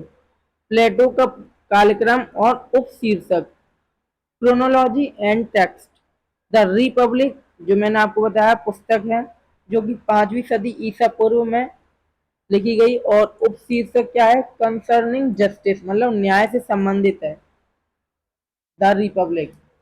दूसरी पुस्तक है द स्टेट्समैन, इसमें उन्होंने व्यवहारिक राजनीतिक और कदम बढ़ाया और शासन प्रणाली का वर्गीकरण किया। तीसरी पुस्तक है द लॉ, ये उनकी अंतिम पुस्तक थी, कौन सी, द लॉ। इसमें आदर्श राज्य की जगह उप आदर्श राज्य मतलब सेकंड बेस्ट स्टेट की बात की, और दार्शनिक राजा के स्थान पर कानून की सर्वोच्चता मतलब रूल ऑफ लॉ को स्वीकार किया, इस बुक में, द लॉ में। और महत्वपूर्ण दार्शनिक कथन मतलब जो फेमस कोट्स हैं वो क्या है, राज्य ओग या चट्टान से पैदा नहीं होता, बल्कि उसमें रहने वाले व्यक्तियों के चरित्र से निर्मित होता है। मतलब जो राज्य है वो उसमें रहने वाले व्यक्तियों के चरित्र मतलब जो कैरेक्टर है उससे क्या होता है, निर्मित होता है उसका राज्य, ना कि चट्टान से। ठीक है। और दूसरा कोड क्या है, जब तक दार्शनिक राजा नहीं बनेंगे तब तक राज्यों को उनकी बुराइयों से मुक्ति नहीं मिलेगी। मतलब जब तक दार्शनिक राजा नहीं बनेंगे, है ना, मतलब फिलोसोफर किंग नहीं बनेंगे, जब तक राज्यों को उनकी बुराइयों से मुक्ति नहीं मिलेगी। तो वो जो प्लेटो है वो बुराइयों से ही मुक्ति दिलाने के लिए तो ये जो प्रयास कर रहे हैं। ठीक है।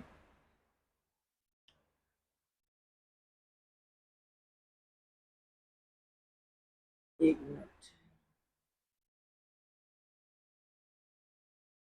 अब देखते हैं प्लेटो का चरम आलोचनात्मक विश्लेषण मतलब डीप क्रिटिसिज्म, परीक्षा से सबसे महत्वपूर्ण हिस्सा है ये, इसको पढ़ेंगे। मतलब अरस्तु ने क्या कहा, कार्ल पॉपर ने क्या कहा, सबाइन ने क्या कहा, इसको समझिए। मतलब सबसे पहले इसमें लिखा है अरस्तु द्वारा आलोचना। अगर मतलब जो प्लेटो है, प्लेटो के सबसे प्रिय और महान शिष्य कौन थे, अरस्तु। तो अरस्तु ने अपने गुरु के साम्यवाद, जो हमने आपको बताया था, कम्युनिज्म पर व्यवहारिक धरातल से लेकर गंभीर प्रहार किया। प्रहार कैसा, जैसे हमने आपको अभी लिख के बताया था संपत्ति पर। ठीक है। मतलब संपत्ति के साम्यवाद पर क्या कहा, जो प्लेटो का संपत्ति के साम्यवाद सिद्धांत था उस पर अरस्तु ने क्या कहा। अरस्तु ने कहा कि जो संपत्ति सबके अधिकार में होती है उसकी देखभाल कोई नहीं करता।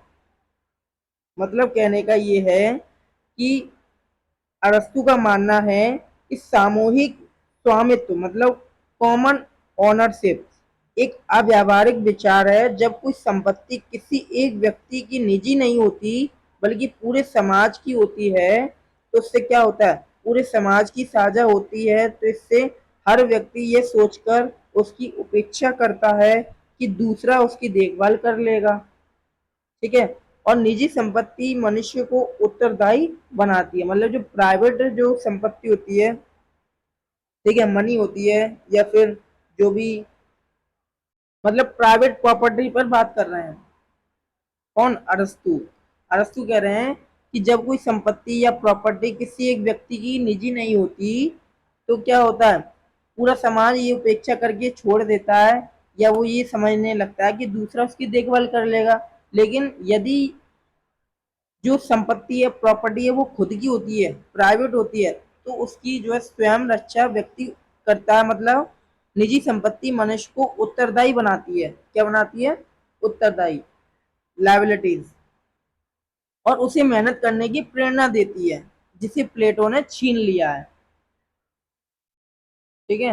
मतलब ये बात कर रहे हैं संपत्ति के ऊपर, कि संपत्ति ही क्या करती है, हर व्यक्ति को सोचकर उसकी उपेक्षा करने के लिए मजबूर करती है। संपत्ति मनुष्य को उत्तरदायी बनाती है, संपत्ति उसको मेहनत करने के लिए प्रेरित करती है। ये इनका मानना था संपत्ति के ऊपर। और दूसरा क्या है, पत्नियों के साम्यवाद पर अरस्तु ने क्या कहा, प्लेटो के राज्य में एक नागरिक का अपने पिता से वही संबंध होगा जो एक सामान्य कुएं का पानी पीने का उस कुएं से होता है। हजार पिताओं का पुत्र होने से बेहतर है किसी का सगा भतीजा होना। ये प्लेटो ने कमेंट किया, मतलब आलोचना की। तो प्लेटो के राज्य में एक नागरिक का अपने पिता से वही संबंध होगा जो एक सामान्य कुएं का पानी पीने वाले उस कुएं से होता है। मतलब हजारों पिताओं का पुत्र होने से बेहतर है किसी एक सगा का भतीजा होना। मतलब प्लेटो ने परिवार को पूरी तरह समाप्त कर दिया ताकि क्या हो, बच्चे राज्य की संपत्ति बने। और अरस्तु इस तीखा कटाक्ष करते हुए कह रहे हैं कि जो प्रेम ममत्व का दायरा है वो इतना फैला दिया जाए कि हर कोई सबका पिता सबका पुत्र हो और वहां असल में कोई भी किसी का सगा नहीं रहे, प्रेम का बिखराव हो जाए। तो क्या होगा, एक बच्चा जिसे पता ही नहीं कि उसका असली पिता कौन है, वह समाज में किसी के प्रति भी वास्तविक आदर या स्नेह महसूस नहीं कर पाएगा। और पारिवारिक संस्था ही समाज की क्या होती है, नैतिक दूरी है। ठीक है, इस प्रकार से इन्होंने कटाक्ष करते हुए आलोचना की प्लेटो के सिद्धांत की। पहला सिद्धांत क्या था, संपत्ति के साम्यवाद पर। दूसरा पत्नियों के साम्यवाद पर। Are you understanding my points given me? अच्छा, अब समझते हैं कॉल पॉपर द्वारा तीखा प्रहार प्लेटो की सिद्धांत पर। पॉपर क्या कहते हैं? पॉपर ने अपनी प्रसिद्ध पुस्तक the open society and it's enemy में 1945 में प्लेटो को मुक्त समाज का दुश्मन घोषित किया। पॉपर ने प्लेटो को प्रथम फांसीवादी, मतलब फर्स्ट फासिस्ट और साम्यवादी, टोटली मतलब टोटलिटेरियन कहा, क्योंकि प्लेटो ने राज्य की एकता के नाम पर व्यक्ति की स्वतंत्रता को पूरी तरह से कुचल दिया या फिर छीन लिया। सवाइन क्या कहते हैं? सवाइन ने कहा कि प्लेटो का आदर्श राज्य वास्तव में कोई राज्य नहीं है। सवाइन कह रहे हैं कि जो प्लेटो का आदर्श राज्य है वो वास्तव में कोई आदर्श राज्य नहीं है, वास्तव में कोई राज्य नहीं है, बल्कि क्या है, एक प्रबुद्ध तानाशाही, मतलब डिस्पोटिज्म है। इनलाइटेंड डिस्पोटिज्म मतलब क्या है, प्रबुद्ध तानाशाही है। ठीक है, तो इस प्रकार से इन तीनों दार्शनिक ने जो है प्लेटो के सिद्धांत पर आलोचना की। और अब हम समझते हैं UPSC prelims and UGC net pattern के मल्टीपल चॉइस क्वेश्चन।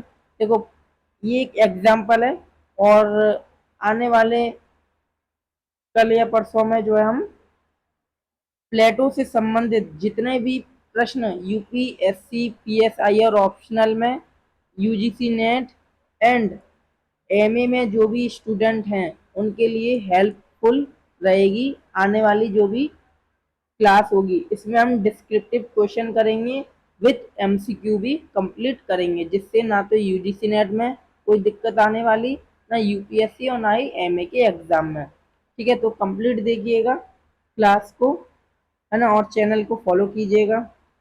देखो प्रश्न क्या है, प्लेटो की पुस्तक, एक मिनट,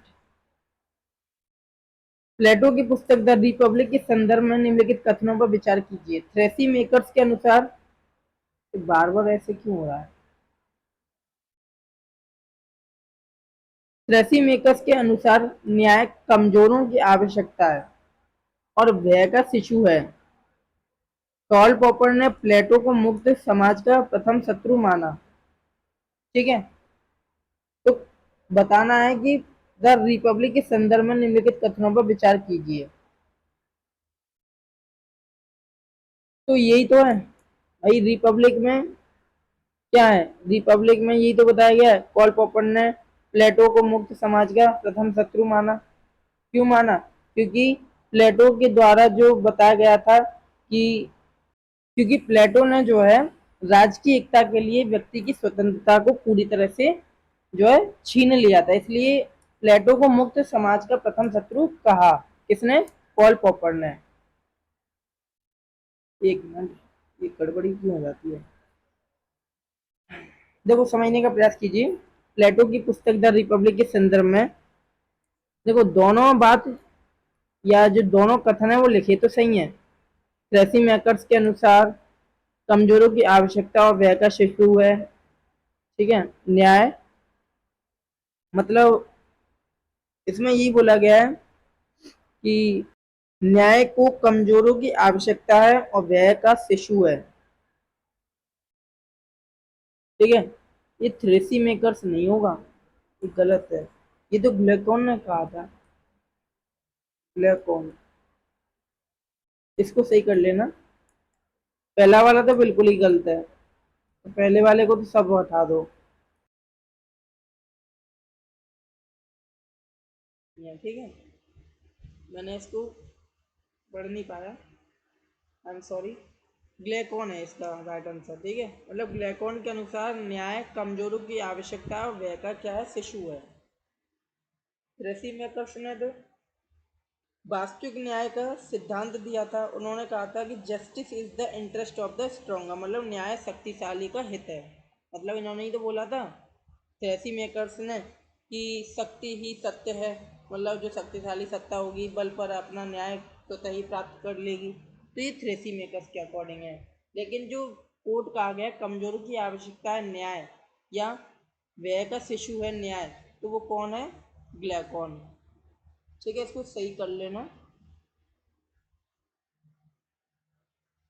तो ये तो गलत होगा बिल्कुल, इसलिए ऑप्शन हो जाएगा सेकंड, क्योंकि ग्लेकॉन ने न्याय को व्यय का शिशु कहा था, थ्रेसी मेकर्स ने शक्तिशाली का हित कहा था। एमए और एक मिनट, एमए और यूपीएससी मेंस परीक्षा के पॉइंट ऑफ व्यू से हम देखेंगे कॉल पॉपर द्वारा प्लेटो को समग्रतावादी टोटलिटेरियन कहना कहाँ तक न्याय संगत है। कॉल पॉपर ने अपनी प्रसिद्ध पुस्तक the open society and it's enemy में प्लेटो को मुक्त समाज के शत्रु तथा प्रथम फाशीवादी कहा। उन पर आरोप है कि उनका आदर्श राज्य समग्रतावादी है या टोटलिटेरियन है, जो व्यक्ति की स्वतंत्रता का क्या है, दमन करता है, और इस कथन का मूल्यांकन आवश्यक है। तो इस प्रकार से जो है क्वेश्चन पुट ऑन होते हैं यूपीएससी में और एमए में। ठीक है, पक्ष में तर्क क्यों प्लेटो समग्रतावादी है, पहले तो इसको समझो। समग्रतावादी मतलब टोटलिटेरियन, दार्शनिक राजा को, एक मिनट, दार्शनिक राजा को कानून से ऊपर रखना। प्लेटो के राज्य में दार्शनिक राजा ही सर्वोच्च है और उस पर कोई संवैधानिक वैधानिक अंकुश नहीं है और ये असीमित सत्ता है। इसलिए जो प्लेटो है वो समग्रतावादी है, टोटलिटेरियन है। कला और साहित्य का सेंसरशिप, रिपब्लिक पुस्तक है, उसमें कवियों को, नाटकों को, कलाकारों को राज्य से निष्कासित करने की बात करता है, विचारों की स्वतंत्रता का दमन करता है।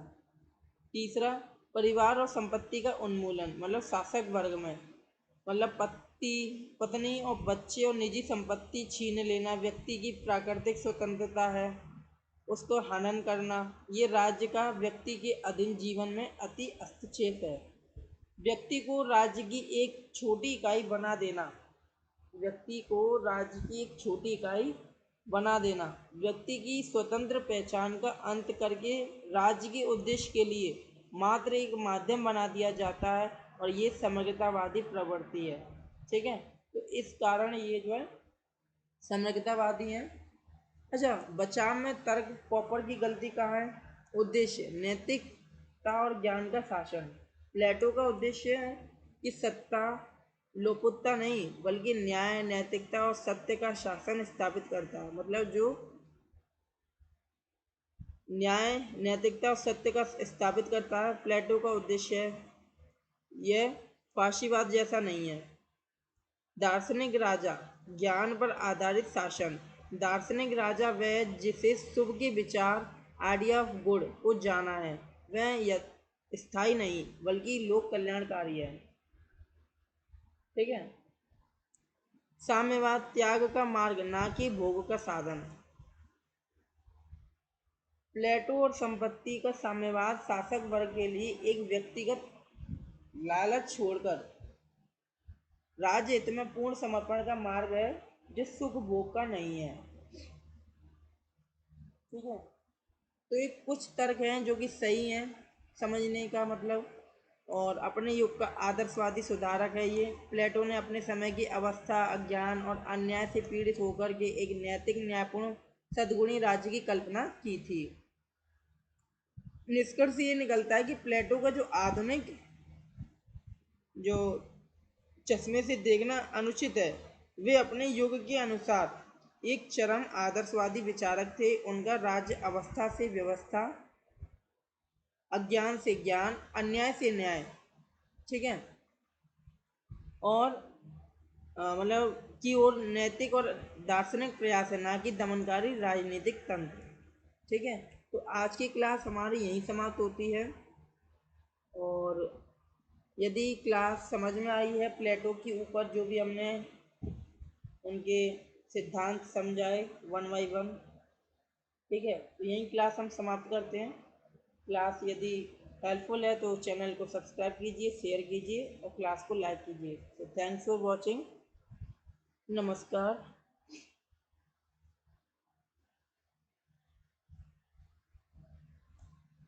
चलते हैं, कुछ ही, आज नहीं तो कल हम प्लेटो से संबंधित जहाँ तक है 40-50 क्वेश्चन लेकर के आएंगे और उसको डीप अंडरस्टैंडिंग के साथ समझेंगे और उसको जो है एनालाइज करेंगे। ठीक है, तो इसके लिए आप जो है चैनल सब्सक्राइब कीजिएगा, बेल आइकन को प्रेस कीजिएगा। चलते हैं, थैंक्स फॉर वॉचिंग।